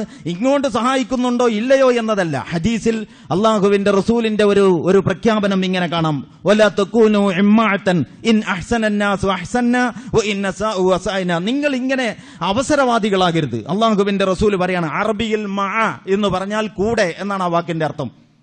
മഅ എന്ന് നമ്മൾ പ്രയോഗിക്കും. ഇമ്മാഅതൻ എന്ന് പറയുന്നത് അതിൽ നിന്നുണ്ടായതാണ്. കൂടികൾ, അവസരവാദികൾ. അപ്പോൾ നമ്മളിങ്ങനെ നമുക്ക് ആനുകൂല്യം കിട്ടുമ്പോൾ നമ്മൾ അവരെയും പിന്തുണക്കും. നമുക്ക് അവരിൽ നിന്ന് ഇങ്ങോട്ടൊരു പ്രയോജനവും ഇല്ലെങ്കിൽ നമ്മൾ അങ്ങോട്ടും ഒരു പ്രയോജനവും കൊടുക്കില്ല. ഇങ്ങനെയാകരുത് നിങ്ങളുടെ നിലപാട്. വലാകിൻ വത്തീനു അൻഫുസകും, നിങ്ങൾക്കൊരു നിലപാട് വേണം. ഇൻ അഹ്സനന്നാസു അൻ തുഹ്സിനു, ആളുകൾ എങ്ങോട്ട് നന്മ ചെയ്താൽ അങ്ങോട്ടും തിരിച്ചും നന്മ ചെയ്യണം, നന്മ ഉറപ്പുവരുത്തണം. പ്രത്യുപകാരം എന്ന നിലക്ക് നമ്മുടെ ബാധ്യതയാണ് തിരിച്ചും നന്മ ഉറപ്പുവരുത്തണം. അതേസമയം അവരിങ്ങോട്ട് ഉപദ്രവിക്കുകയാണെങ്കിലോ അവർക്ക് തിരിച്ചൊരു ഉപദ്രവം ഏൽപ്പിക്കാൻ സാധാരണഗതിയിൽ നമുക്ക് ന്യായങ്ങളില്ല. ഇതൊരു പോരാട്ടത്തിന്റെ, ഒരു യുദ്ധത്തിന്റെ പശ്ചാത്തലത്തിലല്ല. പൊതുവെ വിശ്വാസികളുടെ നിലപാട്, നമ്മളിൽ വിശ്വാസമർപ്പിച്ച ഒരു ജനതക്ക് ആ ജനതയിലെ ഏതോ ചില ആളുകളുടെ അവിവേകപൂർണമായ പ്രവർത്തനത്തിന്റെ ഫലമായി ആ ജനത മൊത്തം സഹിക്കട്ടെ, അവരിലുള്ളവരല്ലേ നമ്മളെ ഉപദ്രവിച്ചത്. ഇങ്ങനെ ലാഘവത്തോടെ സത്യവിശ്വാസികൾക്ക് കൈകാര്യം ചെയ്യാൻ കഴിയില്ല. കാരണം അവർക്ക് അതിലും വലിയ ചില ബാധ്യതകളുണ്ട്. ഏതൊരു സമൂഹമാണോ നമ്മളോട് പ്രതിയോഗികളായി വരുന്നത് ആ സമൂഹത്തിലെ നിഷ്പക്ഷരായ ജനതയുടെ ആ അംഗീകാരവും കൂടി നമുക്ക് ആവശ്യമാണ്. കാരണം നമ്മളുടെ കയ്യിലുള്ള സന്ദേശം അവർക്ക് കൂടി അവകാശപ്പെട്ടതാണ്. നമ്മളുടെ അനീതിപൂർവകമായ ഒരു പ്രവർത്തനത്തിന്റെ ഫലമായി നമ്മളിലുള്ള വിശ്വാസം ജനങ്ങൾക്ക് നഷ്ടപ്പെടാൻ ഇടവന്നാൽ അള്ളാഹുവിന്റെ ദീൻ ജനം പഠിക്കുന്നതിനാണ് തടസ്സം വരുന്നത്, ദീനിനെ മനസ്സിലാക്കുന്നതിനാണ് തടസ്സം വരുന്നത്. ഇസ്ലാമിന്റെ ആളുകളൊക്കെ ആയിട്ട് കാര്യത്തോടടുത്തപ്പോ ഇങ്ങനെയാണല്ലോ ഇവർ ചെയ്തത്, ഒക്കെ കണക്കാം എന്ന ഒരു നിഗമനത്തിൽ ജനം എത്തുന്നതിന്റെ അർത്ഥം ഇസ്ലാമിന്റെ ആളുകളെയും ജനം സംശയദൃഷ്ടിയോടെ കാണും എന്നുള്ളതാണ്. അതുകൊണ്ട് സൂക്ഷിപ്പ് സ്വത്തിന്റെ വിഷയം അത് സുരക്ഷിതമായി തിരിച്ചേൽപ്പിക്കണം. അള്ളാഹുവിന്റെ പ്രവാചകൻ സല്ലല്ലാഹു അലൈഹി വസല്ലം അലി റളിയല്ലാഹു അൻഹുവിനെ ആ ഡ്യൂട്ടി ഏൽപ്പിച്ചു. ആ ഡ്യൂട്ടി ഏൽപ്പിക്കുക മാത്രമല്ല, ഒരൽപ്പം കരുതലോടെ നീങ്ങണം.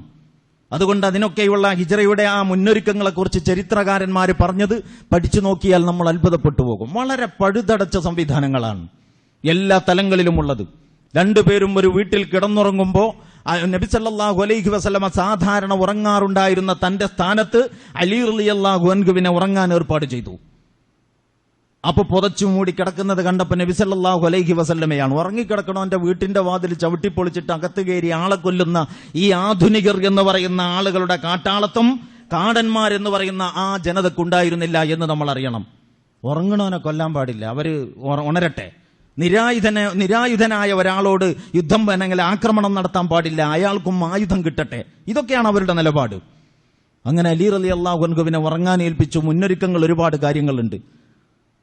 എന്നിട്ട് നേരം പുലരുമ്പോൾ ഇവരെ അവിടെ നിന്ന് ഈ ഖുറൈശികളുടെ മുഖത്തേക്ക് മണ്ണ് വാരി എറിഞ്ഞ്, ഒരു പിടി മണ്ണ് വാരി എറിഞ്ഞ് അല്ലാഹു സുബ്ഹാനഹു വ തആല പറയുന്നു, വമാ റമൈത ഇദ് റമൈത വലാകിന്ന അല്ലാഹ റമാ. താങ്കൾ എറിഞ്ഞ സന്ദർഭത്തിൽ താങ്കളല്ല അള്ളാഹുവാണ് എറിഞ്ഞത് എന്ന് പറഞ്ഞാൽ ഒരു മുഅ്ജിസത്താണത്. ഒരു അമാനുഷിക കർമ്മം പ്രവാചകന്റെ കയ്യാലെ പ്രകടമായിരിക്കുകയാണ്. അവരുടെ മുന്നിലൂടെ ഇവർ ഇറങ്ങിപ്പോയി, കണ്ടില്ല. അപ്പൊ അലി റളിയല്ലാഹു അൻഹു നേരം പുലർന്നു നോക്കുമ്പോൾ അലി റളിയല്ലാഹു അൻഹുവാണ് ഉറങ്ങുന്നത്. പ്രവാചകനെ ഉണരട്ടെ എന്നും കരുതി കാത്തിരുന്നിട്ട് ഇവരുടെ സമയം നഷ്ടം വന്നു. നിങ്ങളൊന്ന് ആലോചിച്ച് നോക്ക്, നമ്മളുടെ ഒക്കെ കൂട്ടത്തിലെ ഏറ്റവും സാത്വികനായ ഒരാളാണ് ഇങ്ങനെ ഇരിക്കുന്നതെങ്കിൽ പോലും ഈ എന്തിനാ ആവശ്യമില്ലാത്ത പണിയെടുത്തത്? അതുകൊണ്ടല്ലേ ഞങ്ങൾക്ക് കാര്യമായൊരു നഷ്ടം ഉണ്ടായത്. എന്തെങ്കിലും ഒരു ഉപദ്രവം, ഒരു ശാരീരിക ക്ഷതം ഏൽപ്പിക്കാതെ അലി റളിയല്ലാഹു അൻഹുവിനെ അവർ വിടൂല, സാധാരണഗതിയിൽ വിടേണ്ടതില്ല. പക്ഷെ ആ ജനതയും മാന്യന്മാരാണ്. പ്രവാചകന്റെ നേതൃത്വത്തിൽ വിപ്ലവമുണ്ടാക്കുന്നതിന് അല്ലാഹു സുബ്ഹാനഹു വ തആല ഒരു ജനതയെ തെരഞ്ഞെടുത്തപ്പോ ആ ജനതയും മാന്യന്മാരാണ്. മുമ്പൊരിക്കൽ ഹജറുൽ അസ്വദിന്റെ തർക്കം പ്രശ്നം പരിഹരിച്ചതിനെ പറ്റി പറയുന്നിടത്തും നമുക്കത് കാണാം. അതിലേക്ക് ഇപ്പൊ ഞാൻ കടക്കുന്നില്ല. വിഷയം എന്താണെന്ന് ചോദിച്ചാൽ, ഇവര് വീട്ടിൽ നിന്ന് സുരക്ഷിതമായി പുറപ്പെട്ടു. എന്നിട്ട് അവർ ഗുഹയിലേക്ക് പോകും. ഒരു ഗുഹയിൽ, സൗർ ഗുഹയിൽ, ഹാജിമാരും ഉംറക്ക് പോകുന്നവരും ഒക്കെ സന്ദർശിക്കുന്ന സൗർ മലയുടെ ഏതാണ്ട് മുകൾ ഭാഗത്തുള്ള ആ ഗുഹയിലാണ് ഇവർ ഒളിച്ചിരിക്കുന്നത്. ഇതിന്റെ മുന്നൊരുക്കങ്ങളെയും ആസൂത്രണത്തെയും സംബന്ധിച്ച് വേറെ തന്നെ പറയേണ്ടതാണ്. അതുകൊണ്ട് ഞാൻ ഇതിലേക്ക് ആ ചർച്ച ഇപ്പോൾ കൊണ്ടുവരുന്നില്ല. അങ്ങനെ ഗുഹയിൽ ഒളിച്ചു. ഇങ്ങനെ ഓരോ ഘട്ടങ്ങളുണ്ട്. പിന്നെ ഗുഹയിൽ നിന്ന് ഇവർ പുറത്തിറങ്ങി യാത്ര പുറപ്പെടുകയാണ് മദീന ലക്ഷ്യം വെച്ച്. 2-3 ദിവസം ശത്രുക്കളുടെ അന്വേഷണമൊക്കെ ഒന്ന് ശാന്തമായി എന്ന് ഉറപ്പുവരുത്തിയ ശേഷം യാത്ര പുറപ്പെടുകയാണ്. 2 ഒട്ടകങ്ങളെ, കുതിരയല്ല, കാരണം മരുഭൂമിയിലെ യാത്രക്ക് ഏതു പ്രതിബന്ധങ്ങളെയും മറികടക്കാൻ അവലംബിക്കാവുന്ന വാഹനം കുതിരയല്ല. അതുകൊണ്ട് റസൂലുള്ളാഹി സ്വല്ലല്ലാഹു അലൈഹി വസല്ലം 2 ഒട്ടകങ്ങളെ സജ്ജമാക്കിയിരിക്കുന്നു ഇവരുടെ യാത്രക്ക് വേണ്ടി. ചുരുക്കത്തിൽ അങ്ങനെ യാത്ര പോവുകയാണ്. ഇതിന്റെ വിവിധ ഘട്ടങ്ങളുണ്ട്. അപ്പൊ വീട്ടിലകപ്പെട്ട ഘട്ടം, അവിടെ നിന്നും ഗുഹയിൽ എത്തിച്ചേർന്ന സന്ദർഭം, അവിടെ നിന്ന് പിന്നീട് മരുഭൂമിയിലൂടെ മദീന ലക്ഷ്യം വെച്ച് ഈ 2 പേർ നടന്നു പോകുന്ന സന്ദർഭം. ഈ ഓരോ ഘട്ടങ്ങളിലും അള്ളാഹുവിന്റെ സഹായം അവർക്ക് നിർലോഭമായി ലഭിച്ചുകൊണ്ടിരുന്നു. അതിനെപ്പറ്റിയാണ് അള്ളാഹു സൂറത്തു തൗബയിലെ 40-ാമത്തെ സൂക്തത്തിൽ നമ്മളുടെ ശ്രദ്ധ ക്ഷണിക്കുന്നത്. ഇല്ലാ തൻസുറൂഹു ഫഖദ് നസറഹുല്ലാഹ് ഇദ് അഖ്റജഹു അല്ലദീന കഫറു സാനിയ സ്നൈനി ഇദ് ഹുമാ ഫിൽ ഗാർ ഇദ് യഖൂലു ലിസാഹിബിഹി ലാ തഹ്സൻ ഇന്നല്ലാഹ മഅനാ ഫഅൻസലല്ലാഹു സകീനതഹു അലൈഹി വഅയ്യദഹു ബിജുനൂദിൻ ലം തറൗഹാ ഇല്ല തൻസുറൂഹു ഫഖദ് നസറഹുല്ലാഹ്. നിങ്ങൾ അദ്ദേഹത്തെ സഹായിച്ചിട്ടില്ലെങ്കിലും പല സന്ദർഭങ്ങളിലും നിങ്ങൾ അദ്ദേഹത്തെ കൈവിട്ടെങ്കിലും അള്ളാഹു അദ്ദേഹത്തിന് സഹായം നൽകിയിട്ടുണ്ട്. ആവശ്യമായ ഘട്ടത്തിൽ ആവശ്യമായ അളവിൽ അള്ളാഹു സഹായം നൽകിയിട്ടുണ്ട്.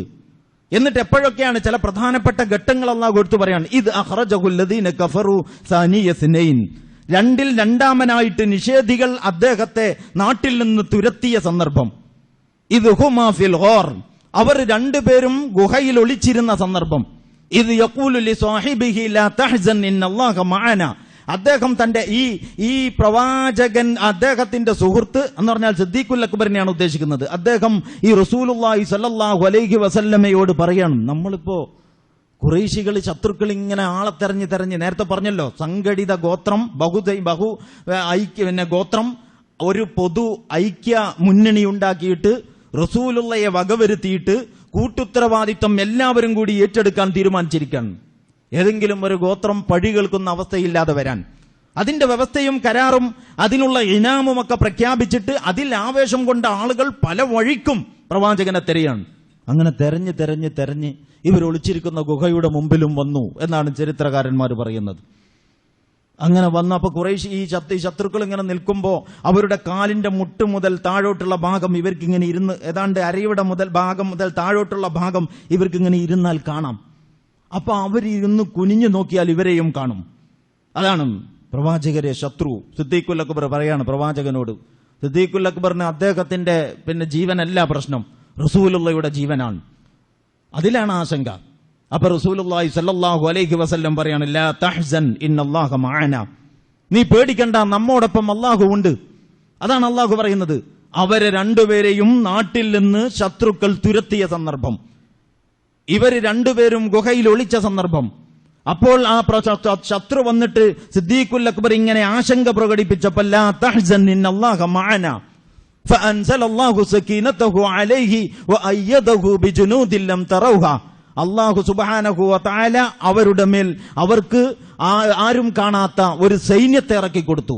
എന്നിട്ട് അവർക്ക് നിർഭയത്വവും സമാധാനവും സുരക്ഷിതത്വവും ഉറപ്പു നൽകി. ഫഅൻസലല്ലാഹു സകീനതഹു അലൈഹി, അവർക്ക് അല്ലാഹു സുബ്ഹാനഹു വ തആല സമാധാനം, മനസമാധാനം, നിർഭയത്വം പ്രദാനം ചെയ്തു.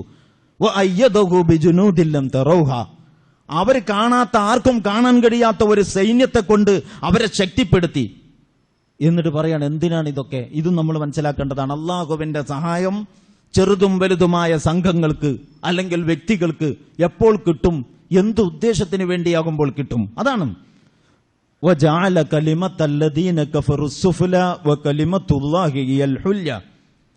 അല്ലാഹുവിന്റെ വചനം ഉയരുവാൻ, നിഷേധികളുടെ വാക്യം താഴുവാൻ, അതാണ് ഉദ്ദേശം. പ്രവാചകൻ സല്ലല്ലാഹു അലൈഹി വസല്ലമയുടെ ഈ കണ്ട ത്യാഗത്തിന്റെയും പ്രയാസങ്ങളുടെയും ബുദ്ധിമുട്ടുകളുടെയും പീഡനങ്ങളുടെയും അസ്വസ്ഥതകളുടെയും ഒക്കെ സാക്ഷാൽ പ്രചോദനം എന്താണ്? ഏത് ലക്ഷ്യത്തിന് വേണ്ടിയാണ് ഈ പണി? എന്തോ പരമായ സംഘർഷങ്ങളുടെ പക തീർക്കുകയാണോ? അല്ലെങ്കിൽ പണ്ട് മുതലേ ഇവരുടെ ഇടയിൽ വൈര്യവും ശത്രുതയും ശാസ്ത്രവത്വവും അങ്ങനെ സംഘടനവും നിലനിൽക്കുന്നതാണ്. അതിന് വേറെ കുലപരമായ ഒരു പകയാണ്, ഒരു കുടിപ്പക, അല്ലാതെ വേറെ കാരണമൊന്നുമില്ല. അങ്ങനൊന്നുമല്ല. ഇതിന് കൃത്യമായൊരു നിലപാടുണ്ട്, കൃത്യമായ വിശ്വാസമുണ്ട്, കൃത്യമായ പദ്ധതിയും പരിപാടിയുമുണ്ട്. ആ പദ്ധതിയും പരിപാടിയും അല്ലാഹു സുബ്ഹാനഹു വ തആല നിശ്ചയിച്ചു കൊടുത്തതാണ്. സൂറത്ത് ശൂറയിൽ നിങ്ങൾക്ക് 13-ാമത്തെ ഒരു സൂക്തം കാണാം. ശറഅ ലക്കും മിനദ്ദീനി മാ വസ്സാ ബിഹി നൂഹൻ വല്ലദീ ഔഹൈനാ ഇലൈക വമാ വസ്സൈനാ ബിഹി ഇബ്രാഹീമ വമൂസ വഈസ അൻ അഖീമുദ്ദീൻ. 5 ഉലുൽ അസ്മിൽപ്പെട്ട 5 പ്രവാചകന്മാരെ എണ്ണിപ്പറഞ്ഞുകൊണ്ട്, ഒന്ന് മുഹമ്മദ് മുസ്തഫ സല്ലല്ലാഹു അലൈഹി വസല്ലം, കഴിച്ചു ബാക്കി 4 പ്രവാചകന്മാർ, ഈസാ നബി, നൂഹ് നബി അലൈഹിസ്സലാം, ഇബ്രാഹിം നബി അലൈഹിസ്സലാം, മൂസാ നബി അലൈഹിസ്സലാം, ഈസാ നബി അലൈഹിസ്സലാം, അങ്ങനെ പിന്നെ അന്ത്യപ്രവാചകനും. ഈ 5 പ്രവാചകന്മാരുടെ പേര് പരാമർശിച്ചുകൊണ്ട് അല്ലാഹു പറയാണ്, എന്താണ് നിങ്ങളുടെ ദൗത്യം? അൻ അഖീമുദ്ദീൻ, ഈ ദീനിനെ നിങ്ങൾ സംസ്ഥാപിക്കണം. ദീനിനെ സംസ്ഥാപിച്ചാൽ എന്ത് സംഭവിക്കും? അള്ളാഹുവിന്റെ ദീൻ മറ്റെല്ലാ ദീനുകളുടെയും മേലെ വരും. അപ്പോ അതേ അൻ അഖീമുദ്ദീൻ എന്ന് സൂറത്തു ശൂറയിൽ അള്ളാഹു പരാമർശിച്ച അതേ കാര്യം തന്നെയാണ് വജഅല കലിമത്തല്ലദീന കഫറു സുഫ്ല വകലിമത്തുല്ലാഹി ഹിയൽ ഉല്യ എന്ന് പറയുമ്പോഴും ഉദ്ദേശിക്കുന്നത്. അള്ളാഹുവിന്റെ വചനം ഉയരാൻ, നിഷേധികളുടെ വാക്യം താഴാൻ. ഹുവല്ലദീ അർസല റസൂലഹു ബിൽ ഹുദാ വദീനിൽ ഹഖ് ലിയുദ്ഹിറഹു അലദ്ദീനി കുല്ലിഹി എന്ന് ഖുർആൻ വേറെടുത്ത് പറഞ്ഞിരിക്കുന്നു. ഇൽഹാറുദ്ദീൻ എന്ന് പറഞ്ഞാൽ ഈ ദീൻ മറ്റെല്ലാ ദീനുകളുടെയും മേലെ വരാൻ. അപ്പൊ ഞാൻ പറയുന്നത് ഈ 3 പ്രയോഗങ്ങളെ പറ്റിയും നമ്മൾ വേറെ പഠിക്കേണ്ടതാണ്. ഒന്നാമത്തത് അൻ അഖീമുദ്ദീൻ എന്ന പ്രയോഗം, അള്ളാഹുവിന്റെ ദീനിനെ സ്ഥാപിക്കുക ഭൂമിയിൽ. രണ്ടാമത്തത് ഇൽഹാറുദ്ദീൻ, ഈ ദീൻ മറ്റെല്ലാ ദീനുകളുടെയും മേലെ വരിക. മൂന്നാമത്തത് വജഅല കലിമത്തല്ലദീന കഫറു സുഫ്ല വകലിമത്തുല്ലാഹി ഹിയൽ ഉല്യ, അള്ളാഹുവിന്റെ വചനം ഉയരാൻ, നിഷേധികളുടെ വാക്യങ്ങൾ താഴാൻ. ഇത് മൂന്നും ഒരേ മർമ്മമാണ്, ഒരേ കാര്യമാണ് പറയുന്നത്. ഇതാണ് അള്ളാഹുവിന്റെ റസൂൽ ഏർപ്പെട്ട ദൗത്യം. ഈ ദൗത്യം ഭൂമിയിൽ നിറവേറ്റാനാണ് അവിടുന്ന് വിട്ടുവീഴ്ചകളും സന്ധികളും യുദ്ധങ്ങളും സമാധാനവും ക്ഷമയും എല്ലാം കൈക്കൊണ്ടത്. ചില ഘട്ടങ്ങളിൽ അസാധാരണമായ ക്ഷമ, ശുഐബ് അബീ താലിബിൽ ഉപരോധിക്കപ്പെട്ടതുപോലെ. അപ്പൊ അങ്ങനെയൊക്കെയാണ് സംഭവങ്ങൾ ഉള്ളത്. ഇതിനു വേണ്ടിയാണ് അള്ളാഹുവിന്റെ റസൂൽ ഈ പണിയൊക്കെ എടുത്തത്. ഏതിന്? അള്ളാഹുവിന്റെ ദീൻ ഈ ഭൂമിയിൽ സ്ഥാപിതമാകണം. അള്ളാഹുവിന്റെ ദീൻ ഈ ഭൂമിയിൽ സ്ഥാപിതമാകണം. അള്ളാഹുവിന്റെ ദീൻ മറ്റെല്ലാ ദീനുകളുടെയും മേലെ വരണം. അള്ളാഹുവിന്റെ വചനം ഉയരണം, നിഷേധികളുടെ വാക്യങ്ങൾ താഴണം. ഈ മൂന്ന് പ്രയോഗങ്ങളും ഒരേ കാര്യം അതിന്റെ വ്യത്യസ്തങ്ങളായ വശങ്ങളിലൂടെ അവതരിപ്പിക്കുകയാണ് എന്ന് ഇതിങ്ങനെ കേൾക്കുന്ന മാത്രയിൽ തന്നെ ഒരാൾക്ക് ബോധ്യപ്പെടും. തഫ്സീറുകൾ എടുത്ത് പരിശോധിച്ചാലും ആ ബോധ്യം ബലപ്പെടുക മാത്രമേ ചെയ്യൂ. അപ്പൊ ഇങ്ങനെ ഒരു ദൗത്യത്തിനാണ് അല്ലാഹു സുബ്ഹാനഹു വ തആല പ്രവാചകനെ ഏൽപ്പിച്ചത്. ആ ദൗത്യം മക്കയിൽ അത് പൂർത്തീകരിക്കുന്നതിന്റെ ഒരു ഘട്ടം അവിടുന്ന് പിന്നിട്ടു. പക്ഷേ ഈ പദ്ധതി അവിടെ വിജയിപ്പിച്ചെടുക്കാനായിട്ടില്ല. കുറെ നല്ല വ്യക്തികളെ സംഘടിപ്പിക്കാൻ കഴിഞ്ഞിട്ടുണ്ട്. അവർ മരിക്കുന്ന പക്ഷം ആ വ്യക്തികൾക്ക് നാളെ അള്ളാഹു സ്വർഗം കൊടുത്തെന്നും വരാം. സ്വർഗമായതുകൊണ്ടാണ് വരാം എന്ന് ഞാൻ പറയുന്നത്. ഉറപ്പാണ് എന്ന് നമ്മൾ പറയുന്നത് ഒരു സൂക്ഷ്മത ഇല്ലാത്തതാണ് എന്നതുകൊണ്ട്. അപ്പോ അങ്ങനെ, കാരണം അള്ളാഹുവാണ് അന്തിമമായി അത് തീരുമാനിക്കേണ്ടത്. അങ്ങനെയൊക്കെയാണ് കാര്യങ്ങളെങ്കിലും അള്ളാഹു സുബ്ഹാനഹു വ തആല ഏതൊരു ദൗത്യം ഈ ദുനിയാവിൽ പൂർത്തീകരിക്കാൻ വേണ്ടി പ്രവാചകനെ നിയോഗിച്ചോ ആ ദൗത്യ പൂർത്തീകരണം നടന്നിട്ടില്ല. അതുകൊണ്ട് മക്കയിൽ അങ്ങനെ തട്ടിത്തിരിഞ്ഞ് കാലം കഴിച്ചാൽ പറ്റില്ല. മദീനയിലേക്ക് പോകണം. മദീനയിലെ അനുകൂലമായ സാഹചര്യം പ്രയോജനപ്പെടുത്തണം.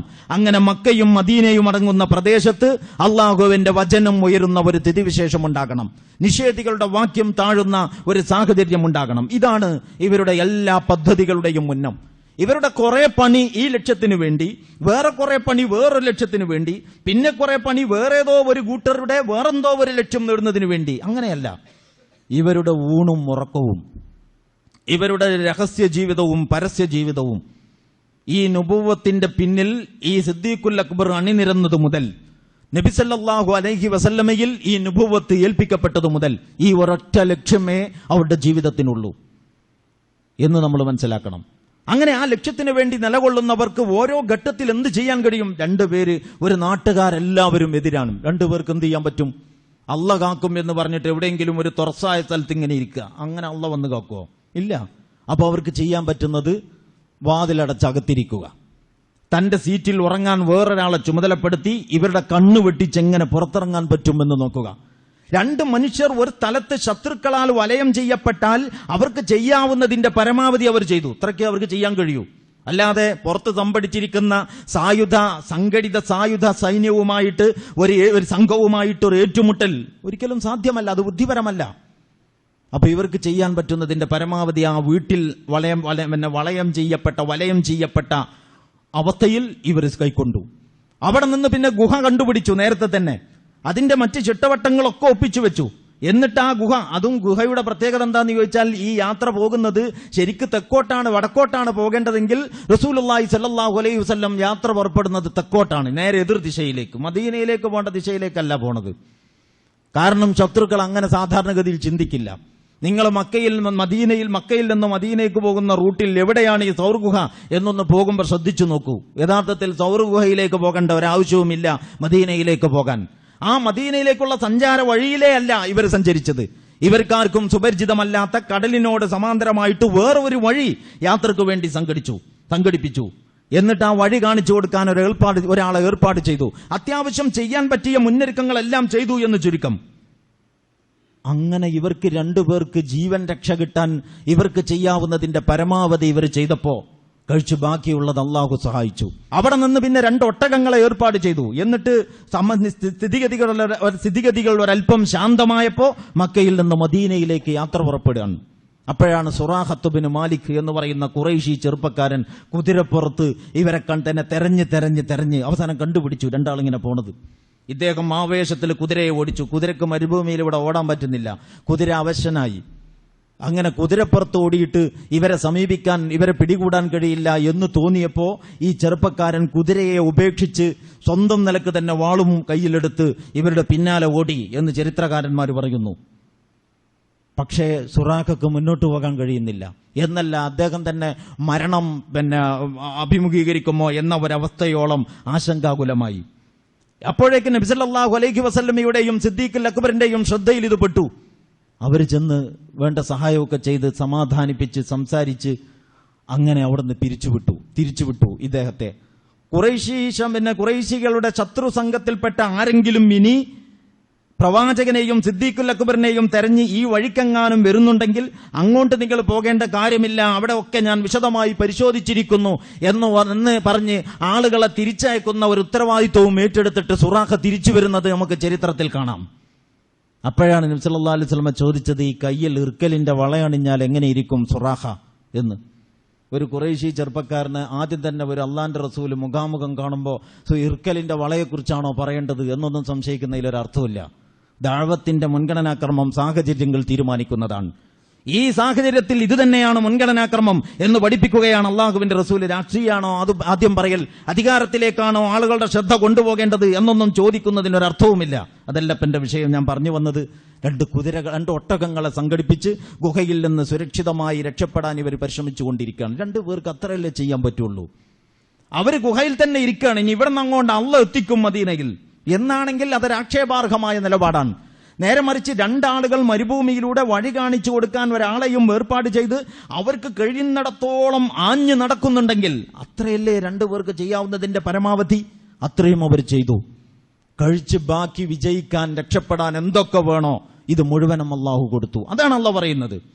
വീട്ടിൽ നിന്ന് നാട്ടിൽ നിന്ന് തുരത്തിയ സന്ദർഭത്തിൽ, വീട്ടിൽ അകപ്പെട്ട ഘട്ടത്തിൽ, നിങ്ങൾ ഗുഹയിൽ ഒളിച്ചിരുന്ന ഘട്ടത്തിൽ, അങ്ങനെ നിങ്ങളുടെ ഓരോ നിലപാടിലും നിങ്ങൾ ചെയ്യേണ്ടതിന്റെ പരമാവധി നിങ്ങൾ ചെയ്താൽ, നിങ്ങൾ മനുഷ്യരെന്ന നിലക്ക് നിങ്ങൾക്ക് 2 പേർക്കും ചെയ്യാവുന്നതിന്റെ പരമാവധി നിങ്ങൾ ചെയ്താൽ, കഴിച്ചു ബാക്കി എത്ര വേണമെങ്കിലും അള്ളാഹ് സഹായിക്കും. അള്ളാഹുവിന്റെ സഹായത്തിന്റെ പ്രത്യേകത അതാണ്. ഒറ്റവാചകത്തിൽ നമുക്ക് ഇങ്ങനെ പറയാം, മനുഷ്യസാധ്യമായ സകല ശ്രമവും ഒരു സംഘം നടത്തിയതിന് ശേഷം വിജയിക്കാൻ പിന്നെ എന്തൊക്കെയോ വേണം എങ്കിൽ അത് മുഴുവൻ അള്ളാഹു നൽകും. മനുഷ്യസാധ്യമായ ശ്രമം നമ്മളെ കൊണ്ട് ചെയ്യാൻ കഴിയും. അതൊരു ചെറിയ സംഘമാകുമ്പോൾ 2 ആളാകുമ്പോൾ അയാൾക്ക് ആ 2 പേർക്ക് ചെയ്യാവുന്നതിന്റെ പരമാവധി. ഒരൊറ്റ വ്യക്തിയാണ് അള്ളാഹുവിന്റെ മാർഗത്തിൽ ഇങ്ങനെ ഒരു പരീക്ഷണത്തിലകപ്പെടുന്നതെങ്കിൽ ആത്മരക്ഷാർത്ഥം അദ്ദേഹത്തിന് ചെയ്യാൻ കഴിയുന്നതിന്റെ പരമാവധി അദ്ദേഹം ചെയ്താൽ, കഴിച്ച് ബാക്കി അദ്ദേഹത്തെ രക്ഷപ്പെടുത്താൻ എന്തൊക്കെ വേണോ മുഴുവനും അള്ളാഹ് ഏറ്റെടുക്കും. അതാണ് ഹിജറയുടെ ചരിത്രം വിശകലനം ചെയ്യുമ്പോൾ നമുക്ക് ലഭിക്കുന്ന വളരെ പ്രധാനപ്പെട്ട ഒരു പാഠമാണിത്. മനുഷ്യസാധ്യമായ സകല ശ്രമവും ഈ സംഘം നിറവേറ്റിയാൽ കഴിച്ച് ബാക്കി എന്തൊക്കെ വേണോ ഇത് മുഴുവനും അള്ളാഹു നൽകും. إلا تنصروه فقد نصره الله إذ أخرجه الذين كفروا ثاني اثنين إذ هما في الغار إذ يقول لصاحبه لا تحزن إن الله معنا فأنزل الله سكينته عليه. അള്ളാഹു സമാധാനമിറക്കി കൊടുത്തു. അള്ളാഹുവിന്റെ ഭാഗത്ത് നിന്ന് പ്രത്യേകം സൈന്യത്തെ, മലക്കുകളെയാണ് ഉദ്ദേശിക്കുന്നത്, ഇറക്കിയിട്ട് ഇവർക്ക് പിൻബലം നൽകി. ഇങ്ങനെ സഹായിച്ചതിന്റെ കഥ വിശുദ്ധ ഖുർആൻ തന്നെ ഹുനൈനിലും തബൂക്കിലും ബദറിലും ഒക്കെ എടുത്തു പറയുന്നത് നിങ്ങൾക്ക് കാണാൻ പറ്റും. അതുകൊണ്ട് നമ്മൾ മനസ്സിലാക്കണം, അതാണ് ചെറിയ സംഘം. അപ്പൊ ഒരു ചെറിയ സംഘമേ ഉള്ളൂ എന്ന് വെക്കാം. ആ ചെറിയ സംഘത്തിന് അവരുടെ ഈ അള്ളാഹു ഏൽപ്പിച്ച ദൗത്യ നിർവഹണത്തിന്റെ മാർഗത്തിൽ അവരുടെ ഊർജത്തിന്റെ പരമാവധി ചെലവഴിക്കാൻ എളുപ്പമുണ്ട്. ഒരു 100 പേരുള്ള ഒരു സംഘമാണ് ഒരു ദൗത്യം ഭൂമിയിൽ അള്ളാഹുവിന്റെ ദീനിനു വേണ്ടി ആകെ പണിയെടുക്കാനുള്ളൂവെങ്കിൽ അവരുടെ പരമാവധി ഊർജം ചെലവഴിക്കാൻ എളുപ്പമുണ്ട്.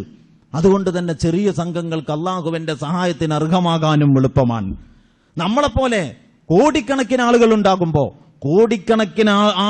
കോടിക്കണക്കിന് വരുന്ന മുസ്ലിം സമൂഹം അള്ളാഹുവിന്റെ മാർഗത്തിൽ അവരുടെ ഊർജത്തിന്റെ പരമാവധിയും ചെലവഴിക്കുമ്പോൾ കഴിച്ച് ബാക്കി നൽകാനേ അള്ളാഹ്ക്ക് ബാധ്യതയുള്ളൂ എന്ന് നമ്മൾ മനസ്സിലാക്കണം.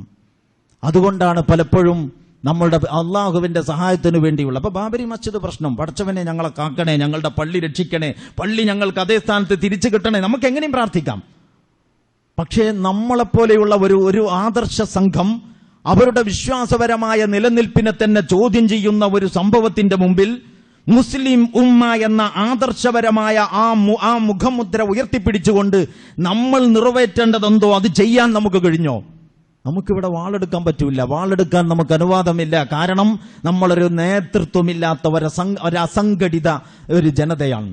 ഒരസംഘടിത ജനത വാളെടുക്കാൻ തീരുമാനിച്ചാൽ പ്രതിയോഗികളെ കൈകാര്യം ചെയ്യുന്നതിനേക്കാളേറെ തമ്മിലുള്ള സംഘർഷങ്ങളായി അത് മാറാം. കാരണം ഒരു ഏകീകൃത നേതൃത്വമില്ല. ഏകീകൃത നേതൃത്വം യഥാർത്ഥത്തിൽ പൂർണ്ണമാകുന്നത് ഒരു അധികാര കേന്ദ്രം ഉണ്ടാകുമ്പോഴാണ്. അതാണ് മക്കയിൽ യുദ്ധത്തിന് അനുവദിക്കാതിരുന്നതും മദീനയിൽ യുദ്ധത്തിന് അനുവാദം നൽകിയതും തമ്മിലുള്ള വ്യത്യാസം എന്ന് നമ്മൾ അറിയണം. മദീനയിൽ ഇസ്ലാം ഒരു രാഷ്ട്രമാണ്.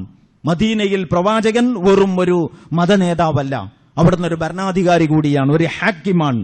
അപ്പോൾ ഒരു ഹാക്കിമിന്റെ, ഒരു കൈകാര്യകർത്താവിന്റെ നേതൃത്വത്തിൽ മാത്രമേ സായുധ ജിഹാദ് അനുവദിക്കപ്പെട്ടിട്ടുള്ളൂ. ശരി, സമ്മതിച്ചു, അങ്ങനെ തന്നെ പാടുള്ളൂ, അതിൽ യാതൊരു അഭിപ്രായ വ്യത്യാസവും ഉണ്ടാകേണ്ട വിഷയമില്ല.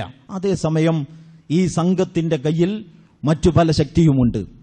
ഉദാഹരണത്തിന് ഈ സംഘത്തിന്റെ കയ്യിൽ ബാലറ്റ് എന്ന് പറയുന്ന ഒരു ആയുധമുണ്ട്. ഇത് വളരെ പ്രധാനപ്പെട്ട ഒരു ആയുധമാണ്. ആ ആയുധം ഫലപ്രദമായി മുസ്ലിങ്ങളുടെ ലക്ഷ്യം നിറവേറ്റുക എന്ന ഒരൊറ്റ പോയിന്റിൽ നിന്നുകൊണ്ട് ഉപയോഗിക്കാൻ ഈ മുസ്ലിം ഉമ്മത്തിന് കഴിയുന്നുണ്ടോ? ഇല്ലെന്ന കാര്യം വളരെ പ്രകടമാണ്. ഓരോരുത്തരും കക്ഷി തിരിഞ്ഞ് നേരത്തെ കാലത്തെ പല രാഷ്ട്രീയ പാർട്ടികളിലും ചേർന്നിരിക്കുകയാണ്. തങ്ങളുടെ നേതാവ് എന്ത് ഇസ്ലാം വിരുദ്ധ പ്രവർത്തനങ്ങളിൽ ഏർപ്പെടുന്നവനായാലും താൻ ചേർന്ന പാർട്ടി എത്ര തന്നെ ഇസ്ലാം വിരുദ്ധ ഉള്ളടക്കമുള്ളതായിരുന്നാലും അത് രാഷ്ട്രീയമല്ലേ, അതിൽ അയാളെ നേതാവാക്കുന്നതിന് എന്ത് തകരാറ് എന്ന് ചിന്തിക്കാനേ മുസ്ലിം സമൂഹത്തിന് കഴിയുന്നുള്ളൂ. അള്ളാഹുവിന്റെ ദീനിന്റെയും മുസ്ലിം സമൂഹത്തിന്റെയും ഉന്നമനത്തിനും അഭിമാനവും അന്തസ്സും പ്രതാപവും അവരുടെ ലക്ഷ്യങ്ങളും ഇതടിസ്ഥാനമാക്കിക്കൊണ്ട് ഈ എല്ലാ ഊർജവും ഒരേ വഴിയിൽ കേന്ദ്രീകരിച്ച് നിർത്താൻ മുസ്ലിം ഉമ്മത്തിന് കഴിയുന്നുണ്ടോ? ഇന്ത്യൻ മുസ്ലിങ്ങൾക്ക് സാധ്യമാകുന്നുണ്ടോ? വളരെ പെട്ടെന്ന് നിങ്ങൾക്ക് ആർക്കും മറുപടി പറയാൻ കഴിയും, പല കാരണങ്ങളാലും കഴിയുന്നില്ല. അങ്ങനെ കഴിയാത്തിടത്തോളം കാലം നമ്മളുടെ കയ്യിലുള്ള യഥാർത്ഥ ഊർജം നമ്മൾ ഉപയോഗപ്പെടുത്തുന്നില്ല എന്നാണ് അതിന്റെ അർത്ഥം. അപ്പൊ നമ്മളുടെ ഊർജം നമ്മൾ ഉപയോഗപ്പെടുത്താതെ, നമ്മളുടെ സമ്മർദ്ദം നമ്മൾ പ്രയോഗിക്കാതെ, നമ്മുടെ ശക്തി നമ്മൾ പ്രകടിപ്പിക്കാതെ, നമുക്ക് സ്വാധീനമുള്ള രംഗം എവിടെയോ ആ രംഗത്ത് നമുക്ക് ചെയ്യാൻ പറ്റിയ ഇടപെടലുകൾ നമ്മൾ നടത്താതെ നിഷ്ക്രിയമായി ഇരുന്നു കൊണ്ട് പടച്ചവനോട് പ്രാർത്ഥിച്ചാൽ അള്ളാഹു സഹായിക്കും എന്ന് പ്രതീക്ഷിക്കുന്നതിന് യാതൊരു അർത്ഥവുമില്ല. എത്രയെത്ര ചെറു സംഘങ്ങൾ വലിയ വലിയ സംഘങ്ങളുടെ മേൽ വിജയം വരിച്ചു എന്ന് ഖുർആൻ പറയുന്നുണ്ട്. കാരണം ചെറു സംഘങ്ങൾക്ക് അവരുടെ ഊർജം ഫലപ്രദമായി പ്രയോജനപ്പെടുത്താൻ വളരെ എളുപ്പമാണ്. വലിയ ഒരു സംഘത്തിന്റെ ഊർജം ഫലപ്രദമായി ഉപയോഗപ്പെടുത്തണമെങ്കിൽ അതിന് കൃത്യമായ ഒരു വ്യവസ്ഥയും ഒരു സംഘടനാ സംവിധാനവും ഒരു നേതൃത്വവും വേണം. എല്ലാ മുസ്ലിങ്ങളും ഒരൊറ്റ സംഘടനയിൽ ചേർന്നില്ലെങ്കിൽ എല്ലാ സംഘടനയിലുമുള്ള മുസ്ലിങ്ങൾക്ക് പൊതു ലക്ഷ്യങ്ങൾക്ക് വേണ്ടി, ഇസ്ലാമികമായ പൊതു ലക്ഷ്യങ്ങൾക്ക് വേണ്ടി യോജിക്കാനാവണം. ഒരൊറ്റ നേതൃത്വത്തിന്റെ കീഴിൽ ചേരാനും നമുക്ക് കഴിഞ്ഞിട്ടില്ല, മുസ്ലിങ്ങളുടെ പൊതുലക്ഷ്യത്തിനു വേണ്ടി യോജിക്കാനും നമുക്ക് സാധ്യമായിട്ടില്ലെങ്കിൽ പിന്നെ എങ്ങനെ അള്ളാഹുവിന്റെ സഹായം കിട്ടാൻ? ഇത് ഈ ഒരു വിശകലനത്തിൽ നമ്മുടെ മുമ്പിൽ വരേണ്ടുന്ന വളരെ പ്രധാനപ്പെട്ട ഒരു വശമാണ്. ഞാൻ ആവർത്തിച്ചു പറയുന്നു, മനുഷ്യസാധ്യമായ സകല ശ്രമവും വിനിയോഗിച്ചതിന് ശേഷം കഴിച്ച് ബാക്കിയുള്ളത് നൽകാനേ അള്ളാഹ് ഏറ്റിട്ടുള്ളൂ. നമ്മളുടെ ഊർജം ഫലപ്രദമായി ഉപയോഗപ്പെടുത്തണമെങ്കിൽ നമ്മുടെ ജീവിതം പൂർണ്ണമായും ഇസ്ലാമികമാകണം.